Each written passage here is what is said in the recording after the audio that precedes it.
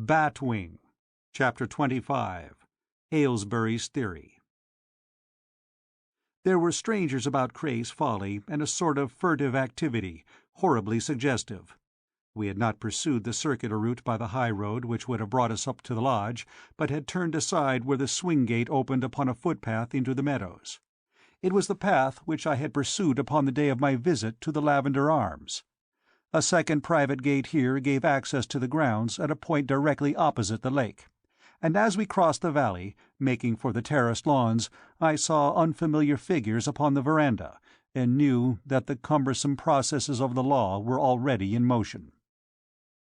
I was longing to speak to Val Beverley and to learn what had taken place during her interview with Inspector Aylesbury, but Harley led the way toward the tower wing, and, by a tortuous path through the rhododendrons, we finally came out on the northeast front and in sight of the Tudor garden.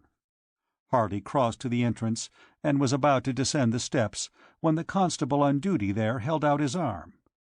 "Excuse me, sir," he said, "but I have orders to admit no one to this part of the garden." "Oh," said Harley, pulling up short, "but I am acting in this case. My name is Paul Harley." "Sorry, sir," replied the constable, "but you will have to see Inspector Aylesbury."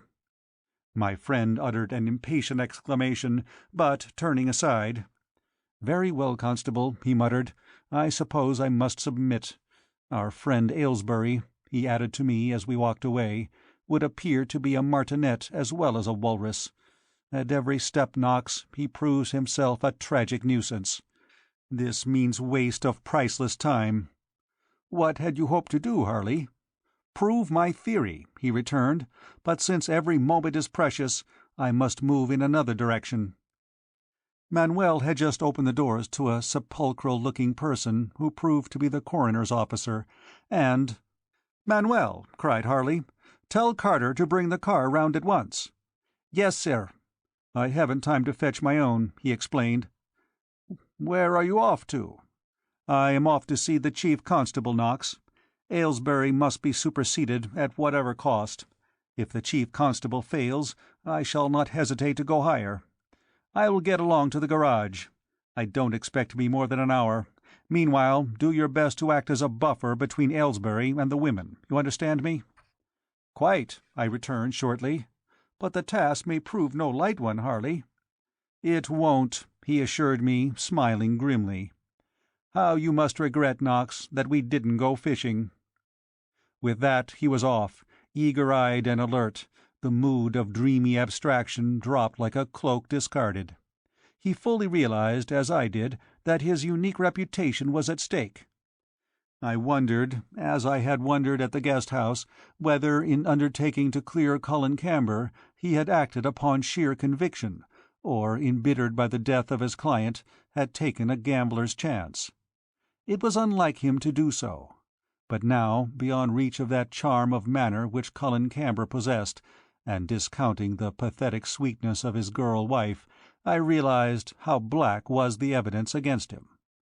Occupied with these, and even more troubled thoughts, I was making my way toward the library, undetermined how to act, when I saw Val Beverley coming along the corridor which communicated with Madame de Stemmer's room. I had a welcome in her eyes which made my heart beat the faster. "Oh, Mr. Knox," she cried, "I am so glad you have returned. Tell me all that has happened, for I feel in some way that I am responsible for it." I nodded gravely. "You know, then, where Inspector Aylesbury went when he left here, after his interview with you?" She looked at me pathetically. "He went to the guest-house, of course." "Yes," I said, "he was close behind us." "And," she hesitated, "Mr. Camber?" "He has been detained." "Oh," she moaned, "I could hate myself. Yet what could I say? What could I do?" "Just tell me all about it," I urged. "What were the inspector's questions?" "Well," explained the girl, "he had evidently learned from someone, presumably one of the servants, that there was enmity between Mr. Camber and Colonel Menendez. He asked me if I knew of this, and of course I had to admit that I did. But when I told him that I had no idea of its cause, he did not seem to believe me." "No," I murmured, Any evidence which fails to dovetail with his preconceived theories he puts down as a lie." "He seemed to have made up his mind for some reason," she continued, "that I was intimately acquainted with Mr. Camber, whereas, of course, I have never spoken to him in my life, although whenever he has passed me in the road he has always saluted me with quite delightful courtesy. Oh, Mr. Knox, it is horrible to think of this great misfortune coming to those poor people." She looked at me pleadingly. "How did his wife take it?" "Poor little girl," I replied. "It was an awful blow." "I feel that I want to set out this very minute," declared Val Beverley, "and go to her and try to comfort her, because I feel in my very soul that her husband is innocent. She is such a sweet little thing. I have wanted to speak to her since the very first time I ever saw her, but on the rare occasions that we have met in the village she has hurried past as though she were afraid of me. Mr. Harley surely knows that her husband is not guilty." "I think she does," I replied, "but he may have great difficulty in proving it. And what else did Inspector Aylesbury wish to know?" "How can I tell you?" she said in a low voice, and biting her lip agitatedly she turned her head aside. "Perhaps I can guess." "Can you?" she asked, looking at me quickly. "Well, then, he seemed to attach a ridiculous importance to the fact that I had not retired last night at the time of the tragedy." "I know," said I grimly, another preconceived idea of his. I told him the truth of the matter, which is surely quite simple, and at first I was unable to understand the nature of his suspicions. Then, after a time, his questions enlightened me. He finally suggested, quite openly, that I had not come down from my room to the corridor in which Madame de Stamer was lying, but had actually been there at the time." "In the corridor outside her room?" "Yes. He seemed to think that I had just come in from the door near the end of the east wing and beside the tower, which opens into the shrubbery." "That you had just come in?" I exclaimed. "He thinks, then, that you had been out in the grounds?" Val Beverley's face had been very pale, but now she flushed indignantly and glanced away from me as she replied: "He dared to suggest that I had been to keep an assignation." "The fool!" I cried. "The ignorant, impudent fool!" "Oh," she declared, "I felt quite ill with indignation. I am afraid I may regard Inspector Aylesbury as an enemy from now onward, for when I had recovered from the shock I told him very plainly what I thought about his intellect, or lack of it." "I'm glad you did," I said warmly. "Before Inspector Aylesbury is through with this business, I fancy he will know more about his limitations than he knows at present. The fact of the matter is that he is badly out of his depth, but is not man enough to acknowledge the fact even to himself." She smiled at me pathetically. "Whatever should I have done if I had been alone?" she said. I was tempted to direct the conversation into a purely personal channel, but common sense prevailed, and "Is Madame de Stamer awake?" I asked. "Yes," the girl nodded. "Dr. Rolleston is with her now." "And does she know?" "Yes. She sent for me directly she awoke, and asked me." "And you told her?" "How could I do otherwise? She was quite composed, wonderfully composed. And the way she heard the news was simply heroic. But here is Dr. Rolleston coming now." I glanced along the corridor, and there was the physician approaching briskly. "Good morning, Mr. Knox," he said. "Good morning, Doctor. I hear that your patient is much improved." "Wonderfully so," he answered. "She has enough courage for 10 men. She wishes to see you, Mr. Knox, and to hear your account of the tragedy." "Do you think it would be wise?" "I think it would be best." "Do you hold any hope of her permanently recovering the use of her limbs?" Dr. Rolleston shook his head doubtfully. "It may have only been temporary," he replied. "These obscure nervous affections are very fickle. It is unsafe to make predictions. But mentally, at least, she is quite restored from the effects of last night's shock. You need to apprehend no hysteria or anything of that nature, Mr. Knox." "Oh, I see!" exclaimed a loud voice behind us. We all three turned, and there was Inspector Aylesbury crossing the hall in our direction. "Good morning, Dr. Rolleston," he said, deliberately ignoring my presence. "I hear that your patient is quite well again this morning." "She is much improved," returned the physician dryly. "Then I can get her testimony. Which is most important to my case?" "She is somewhat better. If she cares to see you, I do not forbid the interview." "Oh, that's good of you, Doctor." He bowed to Miss Beverley. "Perhaps, miss, you would ask Madame de Stamer to see me for a few minutes." Val Beverley looked at me appealingly, then shrugged her shoulders, turned aside, and walked in the direction of Madame de Stamer's door. "Well," said Dr. Rolleston, in his brisk way, shaking me by the hand, "I must be getting along. Good morning, Mr. Cox. Good morning, Inspector Aylesbury." He walked rapidly out to his waiting car. The presence of Inspector Aylesbury exercised upon Dr. Rolleston a similar effect to that which a red rag has upon a bull. As he took his departure, the inspector drew out his pocket-book and, humming gently to himself, began to consult certain entries therein, with a portentous air of reflection which would have been funny if it had not been so irritating. Thus we stood when Val Beverley returned, and "Madame de Stamer will see you, Inspector Aylesbury," she said, "but wishes Mr. Knox to be present at the interview." "Oh," said the inspector, lowering his chin, "I see. Oh, very well." Chapter 26. In Madame's Room. Madame de Stamer's apartment was a large and elegant one. From the window drapings, which were of some light, figured, satiny material, to the bed-cover, the lamp-shades, and the carpet, it was French. Faintly perfumed, and decorated with many bowls of roses, it reflected in its ornaments, its pictures, its slender-legged furniture, the personality of the occupant. In a large high bed, reclining amidst a number of silken pillows, lay Madame de Stamer. The theme of the room was violet and silver, and to this everything conformed. The toilet service was of dull silver and violet enamel. The mirrors and some of the pictures had dull silver frames, and there was nothing tawdry or glittering.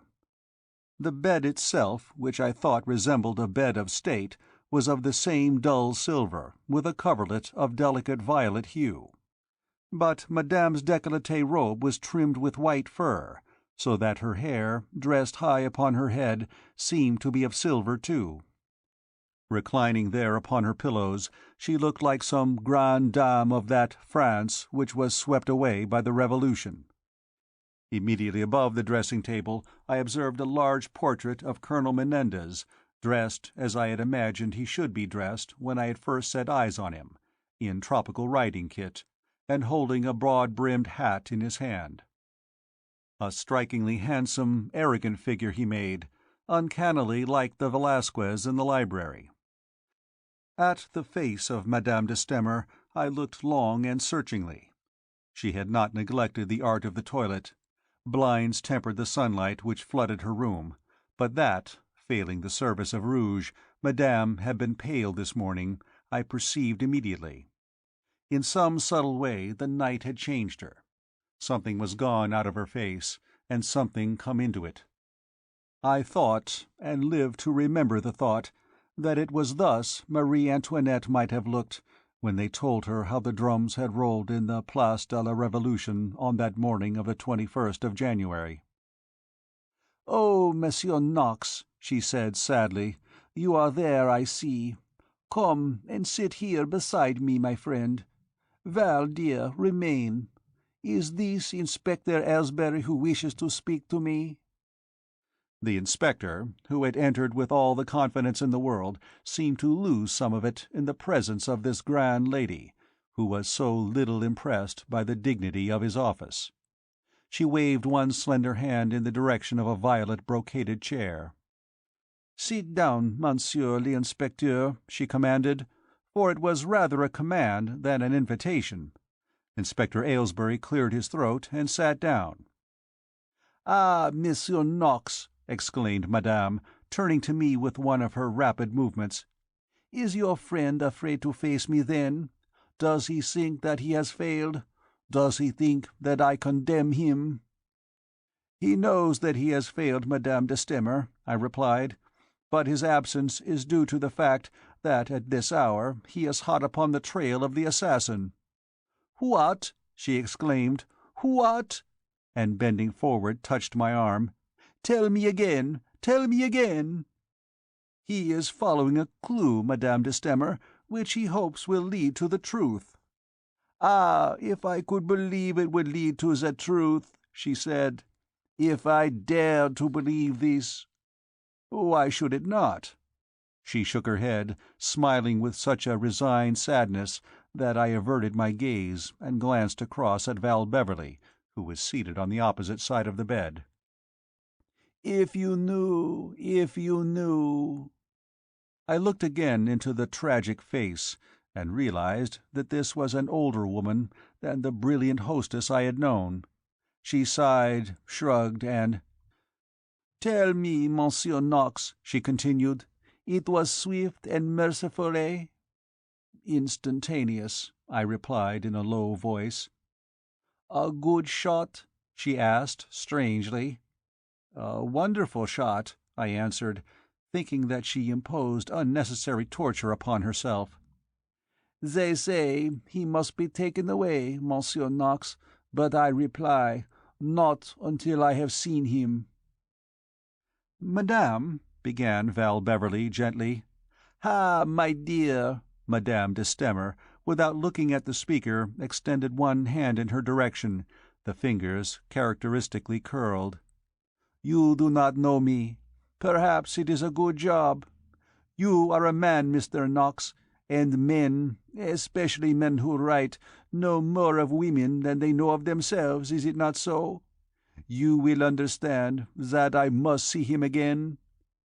"Madame de Stamer," I said, "your courage is almost terrible." She shrugged her shoulders.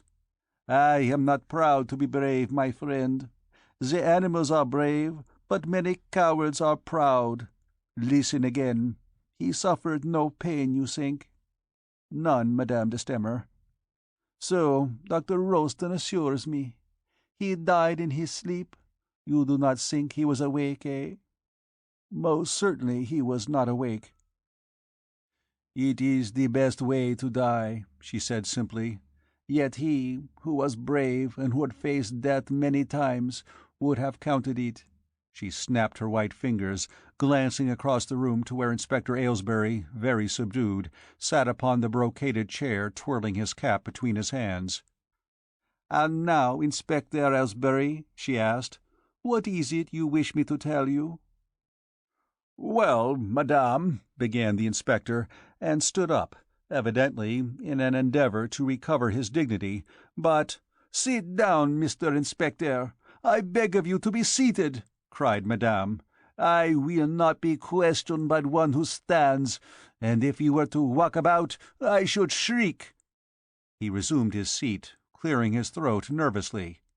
"Very well, madame," he continued. "I have come to you particularly for information respecting a certain Mr. Camber." "Oh, yes," said madame. Her vibrant voice was very low. "You know him, no doubt?" "I have never met him." "What!" exclaimed the inspector. Madame shrugged, and glanced at me eloquently. "Well," he continued, "this gets more and more funny. I am told by Pedro, the butler, that Colonel Menendez looked upon Mr. Camber as an enemy, and Miss Beverley here admitted that it was true. Yet, although he was an enemy, nobody ever seems to have spoken to him, and he swears that he had never spoken to Colonel Menendez." "Yes?" said madame listlessly. "Is that so?" "It is so, madame. And now you tell me that you have never met him." "I did tell you so, yes." "His wife, then?" "I never met his wife," said madame rapidly. "But it is a fact that Colonel Menendez regarded him as an enemy." "It is a fact, yes." "And now we are coming to it. What was the cause of this?" "I cannot tell you." "Do you mean that you don't know?" "I mean that I cannot tell you." "Oh," said the inspector blankly. "I see. That's not helping me very much, is it?" "No. "It is no help," said Madame, twirling a ring upon her finger. The inspector cleared his throat again, then, "There had been other attempts, I believe, at assassination?" he asked. Madame nodded. "Several." "Did you witness any of these?" "None of them." "But you know that they took place?" "Juan, Colonel Menendez, had told me so." "And he suspected that there was someone lurking about his house?" "Yes." "Also someone broke in?" "There were doors unfastened, and a great disturbance, so I suppose someone must have done so." I wondered if he would refer to the bat wing nailed to the door, but he had evidently decided that this clue was without importance, nor did he once refer to the aspect of the case which concerned voodoo. He possessed a sort of mulish obstinacy, and was evidently determined to use no scrap of information which he had obtained from Paul Harley. "Now, Madame," said he, "you heard the shot fired last night?" "I did." "It woke you up?" "I was already awake." "Oh, I see. You were awake?" "I was awake." "Where did you think the sound came from?" "From back yonder, beyond the east wing." "Beyond the east wing?" muttered Inspector Aylesbury. "Now, let me see." He turned ponderously in his chair, gazing out of the windows. "We look out on the south here? You say the sound of the shot came from the east?" "So it seemed to me." "Oh." This piece of information seemed badly to puzzle him. "And what then?" "I was so startled that I ran to the door before I remembered that I could not walk." She glanced aside at me with a tired smile, and laid her hand upon my arm in an oddly caressing way, as if to say, "He is so stupid. I should not have expressed myself in that way." Truly enough, the inspector misunderstood, for "I don't follow what you mean, Madame," he declared. "You say you forgot that you could not walk?" "No, no, I expressed myself wrongly," Madame replied in a weary voice. "The fright, the terror, gave me strength to stagger to the door, and there I fell and swooned." "Oh, I see. You speak of fright and terror. Were these caused by the sound of the shot?" "For some reason my cousin believed himself to be in peril," explained Madame. "He went in dread of assassination, you understand. Very well, he caused me to feel this dread also. When I heard the shot, something told me that—" She paused, and suddenly placing her hands before her face, added in a whisper, "that it had come." Val Beverley was watching Madame de Stamer anxiously, and the fact that she was unfit to undergo further examination was so obvious that any other than an Inspector Aylesbury would have withdrawn. The latter, however, seemed now to be glued to his chair, and "Oh, I see," he said. "And now there's another point. Have you any idea what took Colonel Menendez out into the grounds last night?" Madame de Stamer lowered her hands and gazed across at the speaker. "What is that, Monsieur l'Inspecteur?" "Well, you don't think he might have gone out to talk to someone?" "To someone? To what one?" demanded Madame scornfully. "Well, it isn't natural for a man to go walking about in the garden at midnight when he's unwell, is it? Not alone. But if there was a lady in the case, he might go." "A lady?" said Madame softly. "Yes, continue." "Well," resumed the inspector, deceived by the soft voice, "the young lady sitting beside you was still wearing her evening dress when I arrived here last night. I found that out, although she didn't give me a chance to see her." His words had an effect more dramatic than he could have foreseen.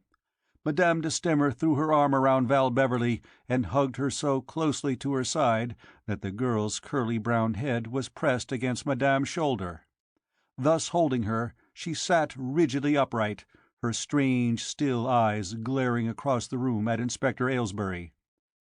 Her whole pose was instinct with challenge, with defiance, and in that moment I identified the elusive memory which the eyes of Madame so often had conjured up in my mind. Once, years before, I had seen a wounded tigress standing over her cubs, a beautiful, fearless creature, blazing defiance with dying eyes upon those who had destroyed her, the mother instinct supreme to the last. For as she fell, to rise no more, she had thrown her paw round the cowering cubs. It was not in shape, nor in colour, but in expression and in their stillness, that the eyes of Madame de Stamer resembled the eyes of the tigress.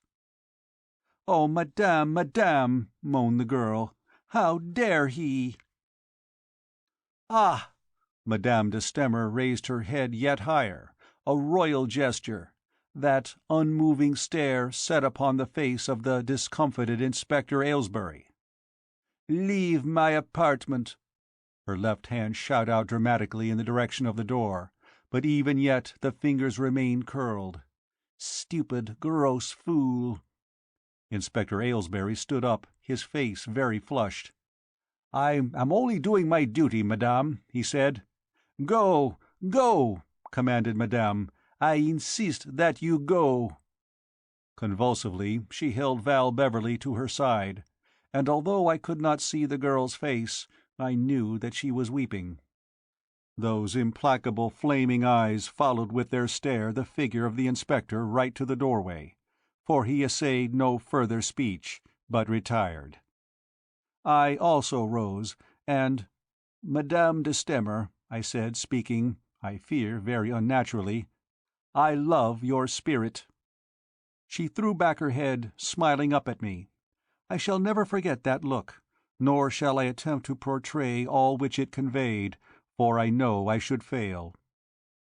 "My friend," she said, and extended her hand to be kissed. Chapter 27. An Inspiration. Inspector Aylesbury had disappeared when I came out of the hall, but Pedro was standing there to remind me of the fact that I had not breakfasted. I realized that despite all tragic happenings I was ravenously hungry, and accordingly I agreed to his proposal that I should take breakfast on the south veranda, as on the previous morning. To the south veranda, accordingly, I made my way, rather despising myself because I was capable of hunger at such a time and amidst such horrors. The daily papers were on my table, for Carter drove into Market Hilton every morning to meet the London train which brought them down, but I did not open any of them. Pedro waited upon me in person. I could see that the man was pathetically anxious to talk. Accordingly, when he presently brought me a fresh supply of hot rolls, "This has been a dreadful blow to you, Pedro," I said. "Dreadful, sir," he returned. "Fearful. I lose a splendid master. I lose my place, and I am far, far from home." "You are from Cuba?" "Yes, yes. I was with Senor the Colonel Don Juan in Cuba." "And do you know anything of the previous attempts which had been made upon his life, Pedro?" "Nothing, sir. Nothing at all." "But the bat-wing, Pedro?" He looked at me in a startled way. "Yes, sir," he replied. "I found it pinned to the door here." "And what did you think it meant?" "I thought it was a joke, sir. Not a nice joke, by someone who knew Cuba." "You know the meaning of bat-wing, then?" "It is Obeah. I have never seen it before, but I have heard of it." "And what did you think?" said I, proceeding with my breakfast. "I thought it was meant to frighten." "But who did you think had done it?" "I had heard Senor Don Juan say that Mr. Camber hated him, so I thought perhaps he had sent someone to do it." "But why should Mr. Camber have hated the Colonel?"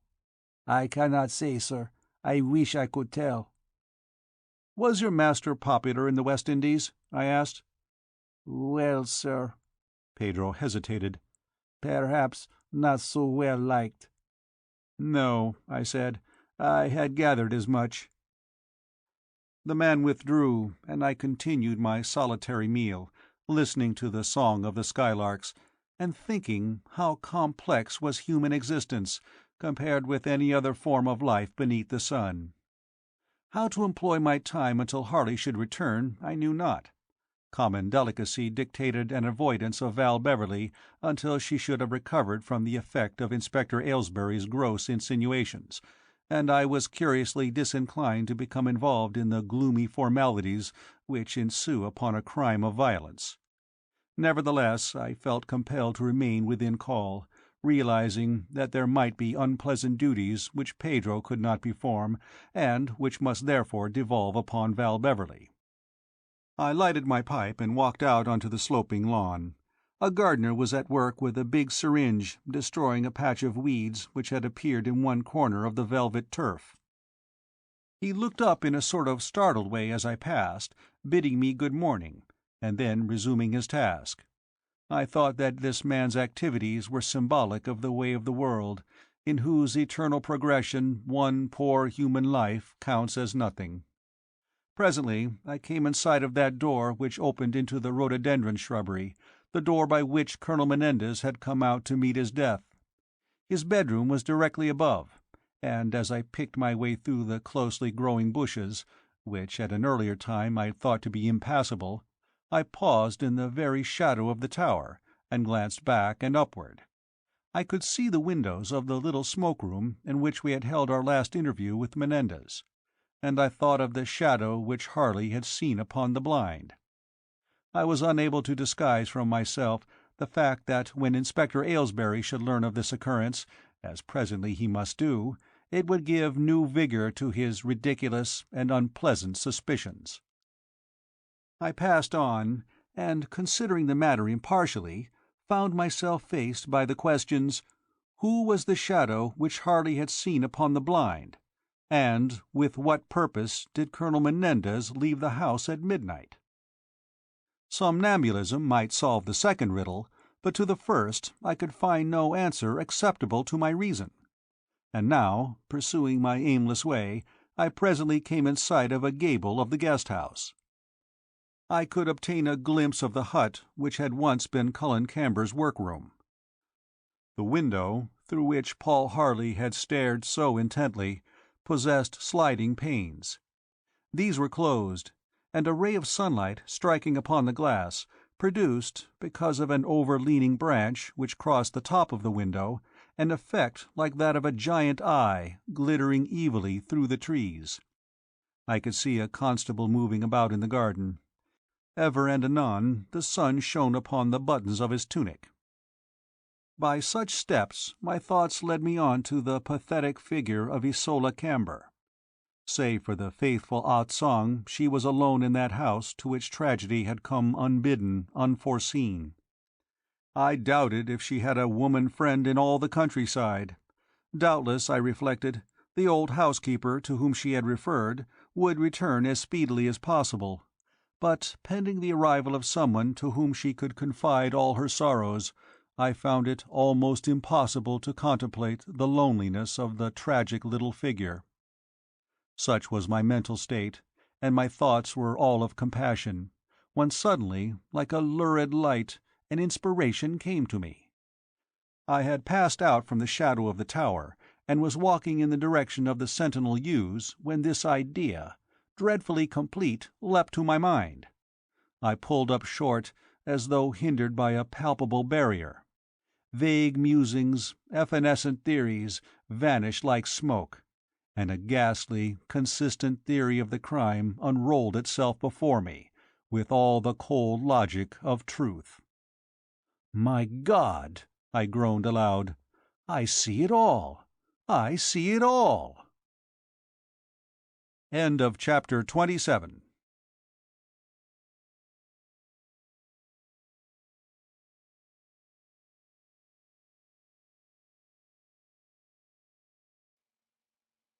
Batwing, Chapter 28. My Theory of the Crime. The afternoon was well advanced before Paul Harley returned.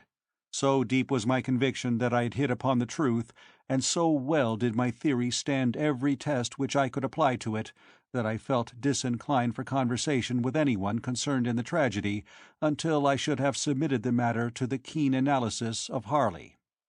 Upon the sorrow of Madame de Stamer I naturally did not intrude, nor did I seek to learn if she had carried out her project of looking upon the dead man. About midday the body was removed, after which an oppressive and awesome stillness seemed to descend upon Cray's Folly.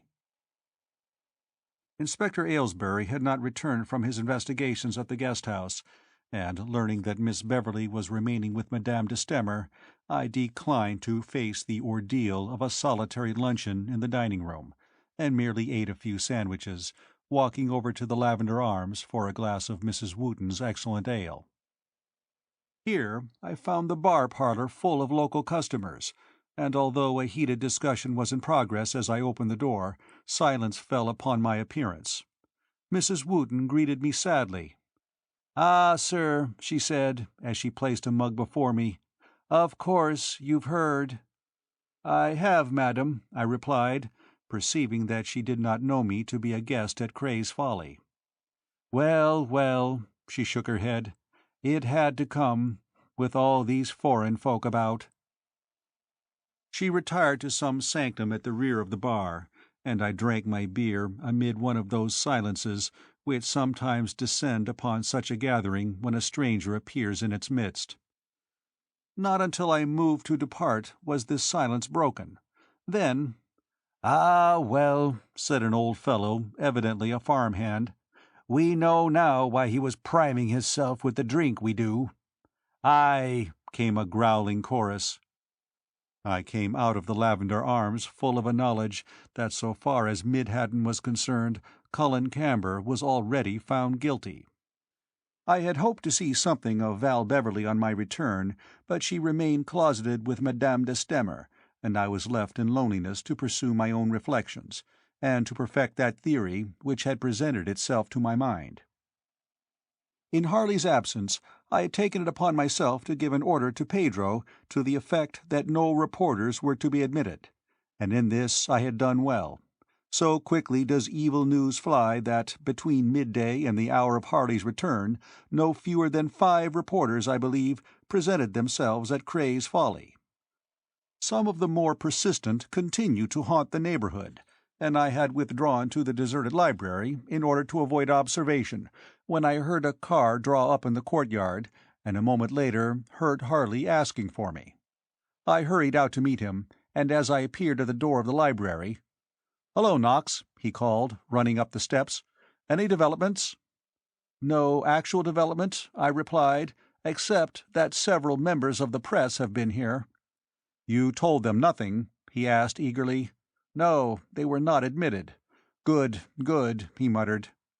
"I had expected you long before this, Harley." "Naturally," he said, with a sort of irritation. "I have been all the way to Whitehall and back." "To Whitehall? What, have you been to London?" "I had half anticipated it, Knox. The Chief Constable, although quite a decent fellow, is a stickler for routine. On the strength of those facts which I thought fit to place before him, he could see no reason for superseding Aylesbury. Accordingly, without further waste of time, I headed straight for Whitehall. You may remember a somewhat elaborate report which I completed upon the eve of our departure from Chancery Lane?" I nodded. "A very thankless job for the Home Office, Knox. But I received my reward today. Inspector Wessex had been placed in charge of the case, and I hope he will be down here within the hour. Pending his arrival, I am tied hand and foot." We had walked into the library, and stopping suddenly, Harley stared me very hard in the face. "You are bottling something up, Knox," he declared. "Out with it. Has Aylesbury distinguished himself again?" "No," I replied. "On the contrary. He interviewed Madame de Stamer, and came out with a flea in his ear." "Good," said Harley, smiling. "A clever woman, and a woman of spirit, Knox." "You are right," I replied. "And you are also right in supposing that I have a communication to make to you." "Ah, I thought so. What is it?" "It is a theory, Harley, which appears to me to cover the facts of the case." "Indeed," said he, continuing to stare at me. "And what inspired it?" "I was staring up at the window of the smoke-room today, and I remembered the shadow which you had seen upon the blind." "Yes?" he cried eagerly. And does your theory explain that too?" "It does, Harley." "Then I am all anxiety to hear it." "Very well, then. I will endeavor to be brief. Do you recollect Miss Beverley's story of the unfamiliar footsteps which passed her door on several occasions?" "Perfectly." "You recollect that you yourself heard someone crossing the hall, and that both of us heard a door close?" "We did." "And finally, you saw the shadow of a woman upon the blind of the Colonel's private study. Very well. Excluding the preposterous theory of Inspector Aylesbury, there is no woman in Cray's Folly whose footsteps could possibly have been heard in that corridor, and whose shadow could possibly have been seen upon the blind of Colonel Menendez's room." "I agree," said Harley quietly. "I have definitely eliminated all the servants from the case. Therefore, proceed, Knox. I am all attention." "I will do so. There is a door on the south side of the house, close to the tower, and opening into the rhododendron shrubbery. This was the door used by Colonel Menendez in his somnambulistic rambles, according to his own account. Now, assuming his statement to have been untrue in one particular, that is, assuming he was not walking in his sleep, but was fully awake—" "Eh?" exclaimed Harley, his expression undergoing a subtle change. "Do you think his statement was untrue?" "According to my theory, Harley, his statement was untrue, in this particular at least. But to proceed. Might he not have employed this door to admit a nocturnal visitor?" "It is feasible," muttered Harley, watching me closely. "For the Colonel to descend to this side door when the household was sleeping," I continued, "and to admit a woman secretly to Cray's Folly, would have been a simple matter. Indeed, on the occasions of these visits, he might have even unbolted the door himself after Pedro had bolted it, in order to enable her to enter without his descending for the purpose of admitting her." "By heavens, Knox," said Harley, "I believe you have it." His eyes were gleaming excitedly, and I proceeded. "Hence the footsteps which passed Miss Beverley's door, hence the shadow which you saw upon the blind, and the sounds which you detected in the hall were caused, of course, by this woman retiring. It was the door leading into the shrubbery which we heard being closed." "Continue," said Harley, "although I can plainly see to what this is leading." "You can see, Harley?" I cried. "Of course you can see. The enmity between Camber and Menendez is understandable, at least." "You mean that Menendez was Mrs. Camber's lover? Don't you agree with me?" "It is feasible, Knox, dreadfully feasible. But go on." "My theory also explains Cullen Camber's lapse from sobriety. It is legitimate to suppose that his wife, who is a Cuban, had been intimate with Menendez before meeting with Camber. Perhaps she had broken the tie at the time of her marriage, but this is mere supposition. Then her old lover, his infatuation by no means abated, leases the property adjoining that of his successful rival." "Knox!" exclaimed Paul Harley. "This is brilliant. I am all impatience for the denouement." "It is coming," I said triumphantly. "Relations are re-established, clandestinely. Cullen Camber learns of these. A passionate quarrel ensues, resulting in a long drinking bout designed to drown his sorrows. His love for his wife is so great that he has forgiven her this infidelity. Accordingly, she has promised to see her lover no more. Hers was the figure which you saw outlined upon the blind on the night before the tragedy, Harley. The gestures, which you described as those of despair, furnish evidence to confirm my theory. It was a final meeting." Muttered Harley. "It would be taking big chances, because we have to suppose, Knox, that these visits to Cray's Folly were made whilst her husband was at work in the study. If he had suddenly decided to turn in, all would have been discovered." "True," I agreed, "but is it impossible?" "No, not a bit. Women are dreadful gamblers. But continue, Knox." "Very well. Colonel Menendez has refused to accept his dismissal, and Mrs. Camber had been compelled to promise, without necessarily intending to carry out the promise, that she would see him again on the following night. She failed to come, whereupon he, growing impatient, walked out into the grounds of Cray's Folly to look for her. She may have even intended to come, and have been intercepted by her husband. But in any event, the latter, seeing the man who had wronged him, standing out there in the moonlight, found temptation to be too strong. On the whole, I favor the idea that he had intercepted his wife, and, snatching up a rifle, had actually gone out into the garden with the intention of shooting Menendez." "I see," murmured Harley in a low voice. "This hypothesis, Knox, does not embrace the Batwing episodes."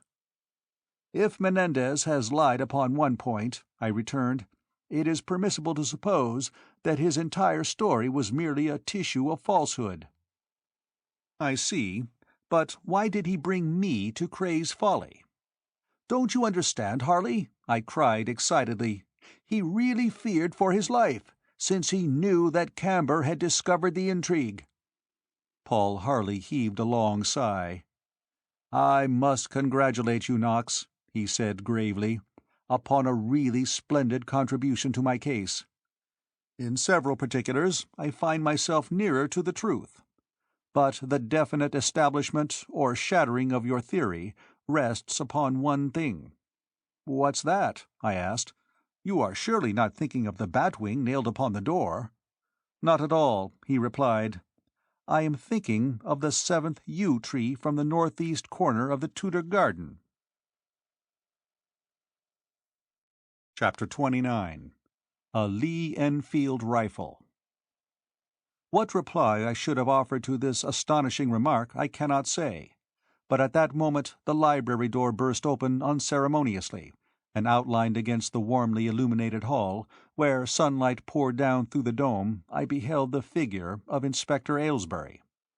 "Ah!" he cried loudly. "So you have come back, Mr. Harley. I thought you had thrown up the case." "Did you?" said Harley smilingly. "No, I am still persevering in my ineffectual way."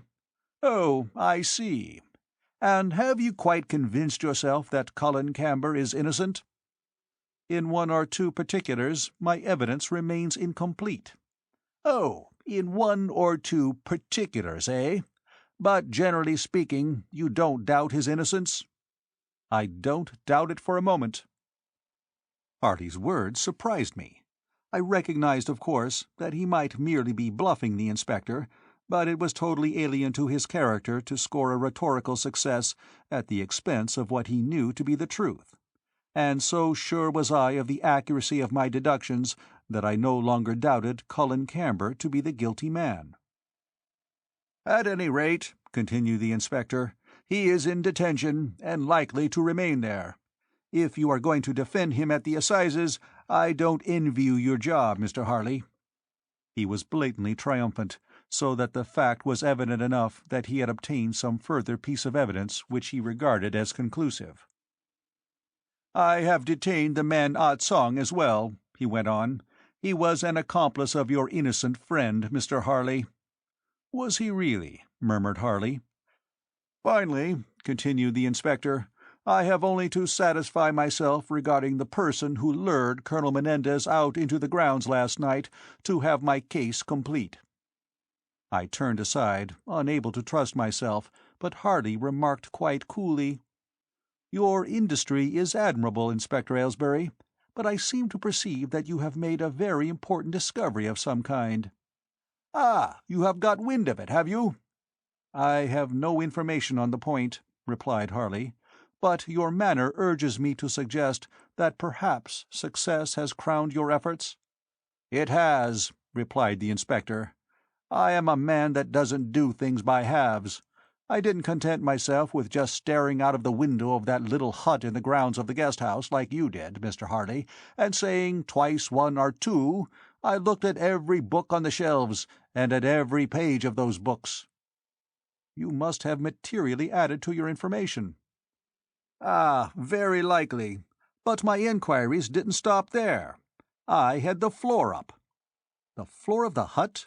"The floor of the hut, sir. The planks were quite loose. I had satisfied myself that it was a likely hiding-place." "What did you find there? A dead rat?" Inspector Aylesbury turned and— "Sergeant Butler," he called. The sergeant came forward from the hall, carrying a cricket bag. This Inspector Aylesbury took from him, placing it upon the floor of the library at his feet.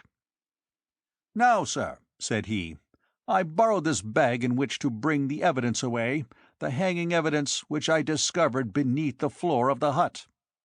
I had turned again when the man had referred to his discovery, and now, glancing at Harley, I saw that his face had grown suddenly very stern. "Show me your evidence, Inspector?" he asked shortly. "There can be no objection," returned the inspector. Opening the bag, he took out a rifle. Paul Harley's hands were thrust in his coat pockets. By the movement of the cloth I could see that he had clenched his fists. Here was confirmation of my theory. "A service rifle," said the inspector triumphantly, holding up the weapon. "A Lee Enfield charger loader. It contains 4 cartridges, 3 undischarged and 1 discharged. He had not even troubled to eject it." The inspector dropped the weapon into the bag with a dramatic movement. "Fancy theories about bat wings and voodoos," he said scornfully, "may satisfy you, Mr. Harley, but I think this rifle will prove more satisfactory to the coroner." He picked up the bag and walked out of the library. Harley stood posed in a curiously rigid way, looking after him. Even when the door had closed, he did not change his position at once. Then, turning slowly, he walked to an armchair and sat down. "Harley," I said hesitatingly, "has this discovery surprised you?" "Surprised me?" he returned in a low voice. "It has appalled me." "Then, although you seem to regard my theory as sound," I continued rather resentfully, "all the time you continue to believe Cullen Camber to be innocent?" "I believe it so still." "What?" "I thought we had determined, Knox," he said wearily, "that a man of Camber's genius, having decided upon murder, must have arranged for an unassailable alibi. Very well. Are we now to leap to the other end of the scale and to credit him with such utter stupidity as to place hanging evidence where it could not fail to be discovered by the most idiotic policeman? Reserve your balance, Knox. Theories are wild horses. They run away with us. I know that of old, for which very reason I always avoid speculation until I have a solid foundation of fact upon which to erect it." "But, my dear fellow," I cried, "was Camber to foresee that the floor of the hut would be taken up?" Harley sighed and leaned back in his chair. "Do you recollect your first meeting with this man, Knox?" "Perfectly." "What occurred?" "He was slightly drunk." "Yes, but what was the nature of his conversation?" "He suggested that I recognize his resemblance to Edgar Allan Poe." "Quite. What had led him to make this suggestion?" "The manner in which I looked at him, I suppose." "Exactly. Although not quite sober, from a mere glance he was able to detect what you were thinking. Do you wish me to believe, Knox, that this same man had not foreseen what the police would think when Colonel Menendez was found shot within 100 yards of the garden of the guest-house?" I was somewhat taken aback, for Harley's argument was strictly logical, and— "It is certainly very puzzling," I admitted. "Puzzling!" he exclaimed. "It is maddening. This case is like a Syrian village mound. Stratum lies under stratum, and in each we meet with evidence of more refined activity than in the last. It seems we have yet to go deeper." He took out his pipe and began to fill it. "Tell me about the interview with Madame de Stamer," he directed. I took a seat facing him, and he did not once interrupt me throughout my account of Inspector Aylesbury's examination of Madame. "Good," he commented, when I had told how the inspector was dismissed. "But at least, Knox, he has a working theory, to which he sticks like an express to the main line, whereas I find myself constantly called upon to readjust my perspective. Directly I can enjoy freedom of movement. However, I shall know whether my hypothesis is a house of cards or a serviceable structure." "Your hypothesis?" I said. "Then you really have a theory which is entirely different from mine?" "Not entirely different, Knox. merely not so comprehensive. I have contented myself thus far with a negative theory, if I may so express it." "Negative theory?" "Exactly. We are dealing, my dear fellow, with a case of bewildering intricacies. For the moment I have focused upon one feature only." "What is that?" "Upon proving that Colin Camber did not do the murder." "Did not do it?" "Precisely, Knox. Respecting the person, or persons, who did do it, I had preserved a moderately open mind, up to the moment that Inspector Aylesbury entered the library with the Lee-Enfield." "And then?" I said eagerly. "Then," he replied, "I began to think hard. However, since I practice what I preach, or endeavour to do so, I must not permit myself to speculate upon this aspect of the matter until I have tested my theory of Camber's innocence." "In other words," I said bitterly, "although you encouraged me to unfold my ideas regarding Mrs. Camber, you were merely laughing at me all the time." "My dear Knox," exclaimed Harley, jumping up impulsively, "please don't be unjust. Is it like me? On the contrary, Knox," he looked me squarely in the eyes, "you have given me a platform on which already I have begun to erect one corner of a theory of the crime. Without new facts I can go no further, but this much at least you have done." "Thanks, Harley," I murmured, and indeed I was gratified. "But where do your other corners rest?" "They rest," he said slowly, "they rest, respectively, upon a batwing, a yew tree, and a Lee-Enfield charger-loader." Chapter 30. The Seventh Yew Tree. Detective Inspector Wessex arrived at about 5 o'clock, a quiet, resourceful man, highly competent, and having the appearance of an ex-soldier. His respect for the attainments of Paul Harley alone marked him as a student of character. I knew Essex well, and was delighted when Pedro showed him into the library. "Thank God you are here, Wessex," said Harley, when we had exchanged greetings. "At least I can move. Have you seen the local officer in charge?" "No," replied the inspector, "but I gather that I have been requisitioned over his head." "You have," said Harley grimly, "and over the head of the chief constable too. But I suppose it is unfair to condemn a man for the shortcoming with which nature endowed him. Therefore we must endeavour to let Inspector Aylesbury down as lightly as possible. I have an idea that I heard him return a while ago." He walked out into the hall to make inquiries, and a few moments later I heard Inspector Aylesbury's voice. "Ah, there you are, Inspector Aylesbury," said Harley cheerily. "Will you please step into the library for a moment?" The inspector entered, frowning heavily, followed by my friend. "There is no earthly reason why we should get at loggerheads over this business," Harley continued. "But the fact of the matter is, Inspector Aylesbury, that there are depths in this case to which neither you nor I have yet succeeded in penetrating. You have a reputation to consider, and so have I. Therefore, I am sure you will welcome the cooperation of Detective Inspector Wessex of Scotland Yard as I do." "What's this? What's this?" said Aylesbury. "I have made no application to London." "Nevertheless, Inspector, it is quite in order," declared Wessex. "I have my instructions here, and I have reported to Market Hilton already. You see, the man you have detained is an American citizen." "What of that?" "Well, he seems to have communicated with his embassy." Wessex glanced significantly at Paul Harley. "And the embassy communicated with the Home Office. You mustn't regard my arrival as any reflection on your ability, Inspector Aylesbury. I am sure we can work together quite agreeably." "Oh," muttered the other, in evident bewilderment. "I see. Well, if that's the way of it, I suppose we must make the best of things." "Good!" cried Wessex heartily. "Now, perhaps you would like to state your case against the detained man." "A sound idea, Wessex," said Paul Harley. "But perhaps, Inspector Aylesbury, before you begin, you would be good enough to speak to the constable on duty at the entrance to the Tudor garden. I am anxious to take another look at the spot where the body was found."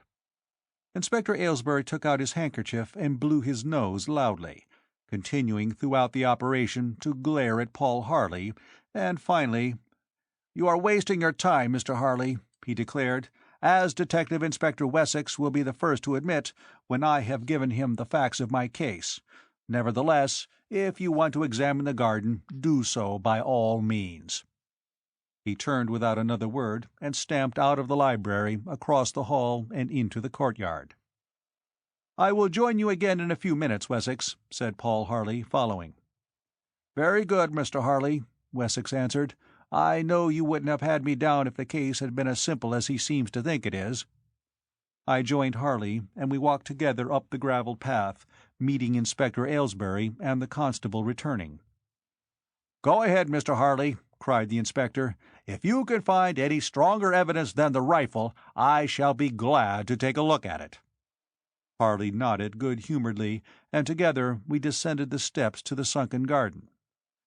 I was intensely curious respecting the investigation which Harley had been so anxious to make here, for I recognized that it was associated with something which he had seen from the window of Camber's hut. We walked along the moss-grown path to the sundial, and stood for a moment looking down at the spot where Menendez had lain. Then he stared up the hill toward the guest-house, and finally directing his attention to the yews which lined the sloping bank. 1, 2, 3, 4, he counted, checking them with his fingers. 5, 6, 7. He mounted the bank and began to examine the trunk of one of the trees, whilst I watched him in growing astonishment. Presently he turned and looked down at me. "Not a trace, Knox," he murmured. "Not a trace. Let's try again." He moved along to the yew adjoining that which he had already inspected, but presently shook his head and passed to the next. Then, "Ah!" he cried. "Come here, Knox." I joined him where he was kneeling, staring at what I took to be a large nail, or bolt, protruding from the bark of the tree. "You see?" he exclaimed. "You see?" I stooped, in order to examine the thing more closely, and as I did so, I realized what it was. It was the bullet which had killed Colonel Menendez. Harley stood upright, his face slightly flushed and his eyes very bright. "We shall not attempt to remove it, Knox," he said. "The depth of penetration may have a tale to tell. The wood of the yew tree is one of the toughest British varieties." "But, Harley," I said blankly, as we descended to the path, "this is merely another point for the prosecution of Camber. Unless—" I turned to him in sudden excitement. "The bullet was of different—" "No, no," he murmured. "Nothing so easy as that, Knox.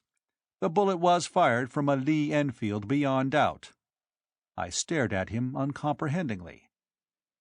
"Then I am utterly out of my depth, Harley.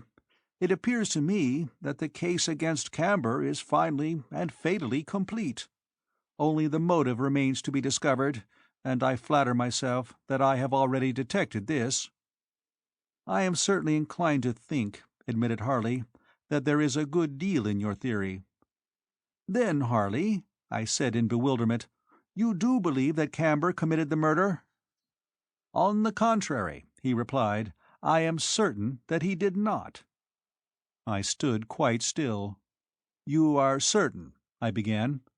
"I told you that the test of my theory, Knox, was to be looked for in the 7th yew from the northeast corner of the Tudor garden, did I not?"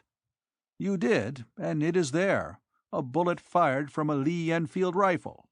Beyond any possible shadow of a doubt, the bullet which killed Colonel Menendez."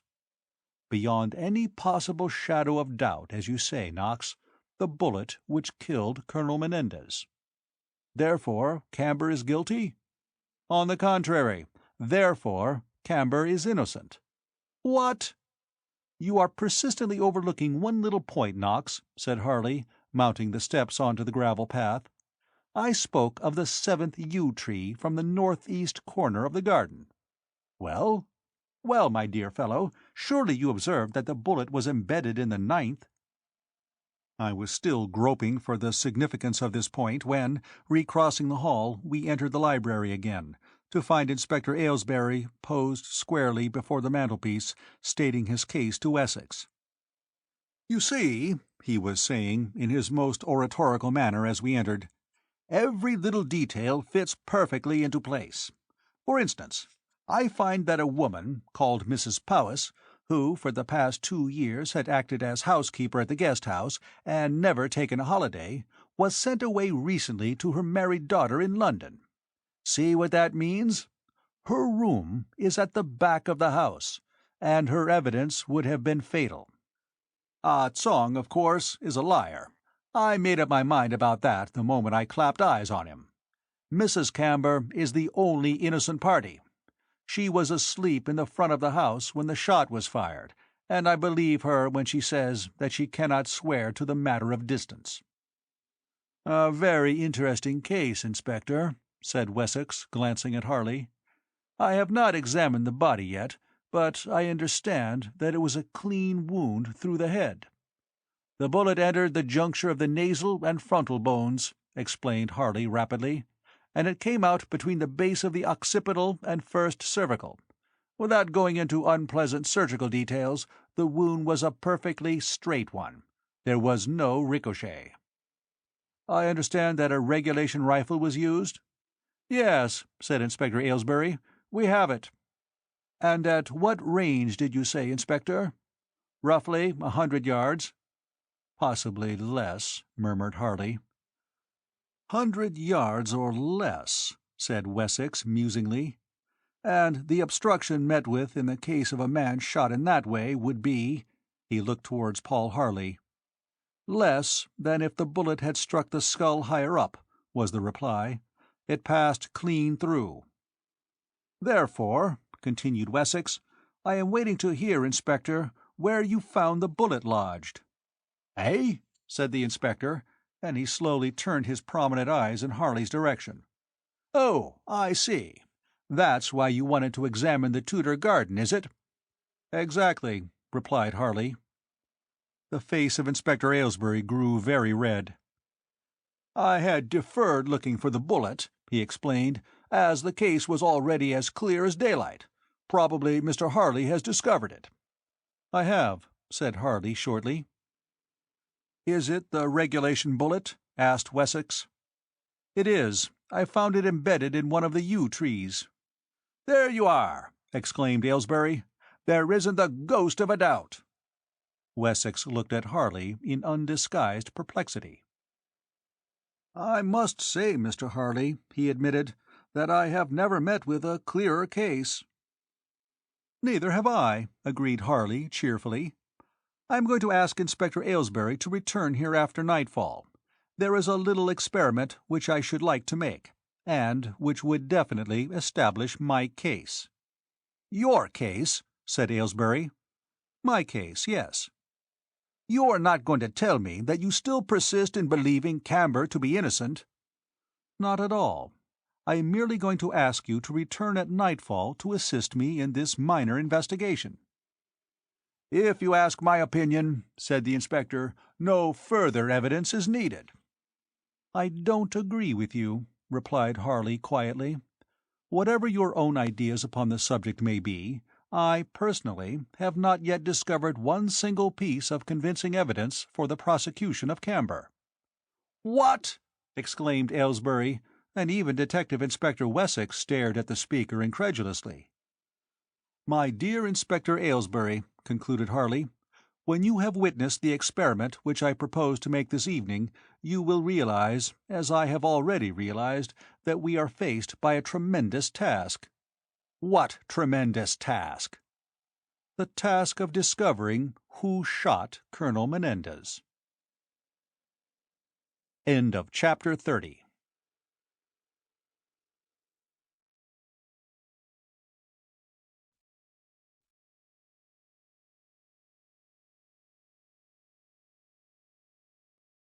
Batwing, Chapter 31. Isola Camber's Confession. Paul Harley, with Wessex and Inspector Aylesbury, presently set out for Market Hilton, where Cullen Camber and Ah Tsong were detained, and where the body of Colonel Menendez had been conveyed for the purpose of the post-mortem. I had volunteered to remain at Cray's Folly, my motive being not wholly an unselfish one. "Refer reporters to me, Mr. Knox," said Inspector Wessex. "Don't let them trouble the ladies, and tell them as little as possible yourself." The drone of the engine having died away down the avenue, I presently found myself alone, but as I crossed the hall in the direction of the library, intending to walk out upon the southern lawns, I saw Val Beverley coming toward me from Madame de Stamer's room.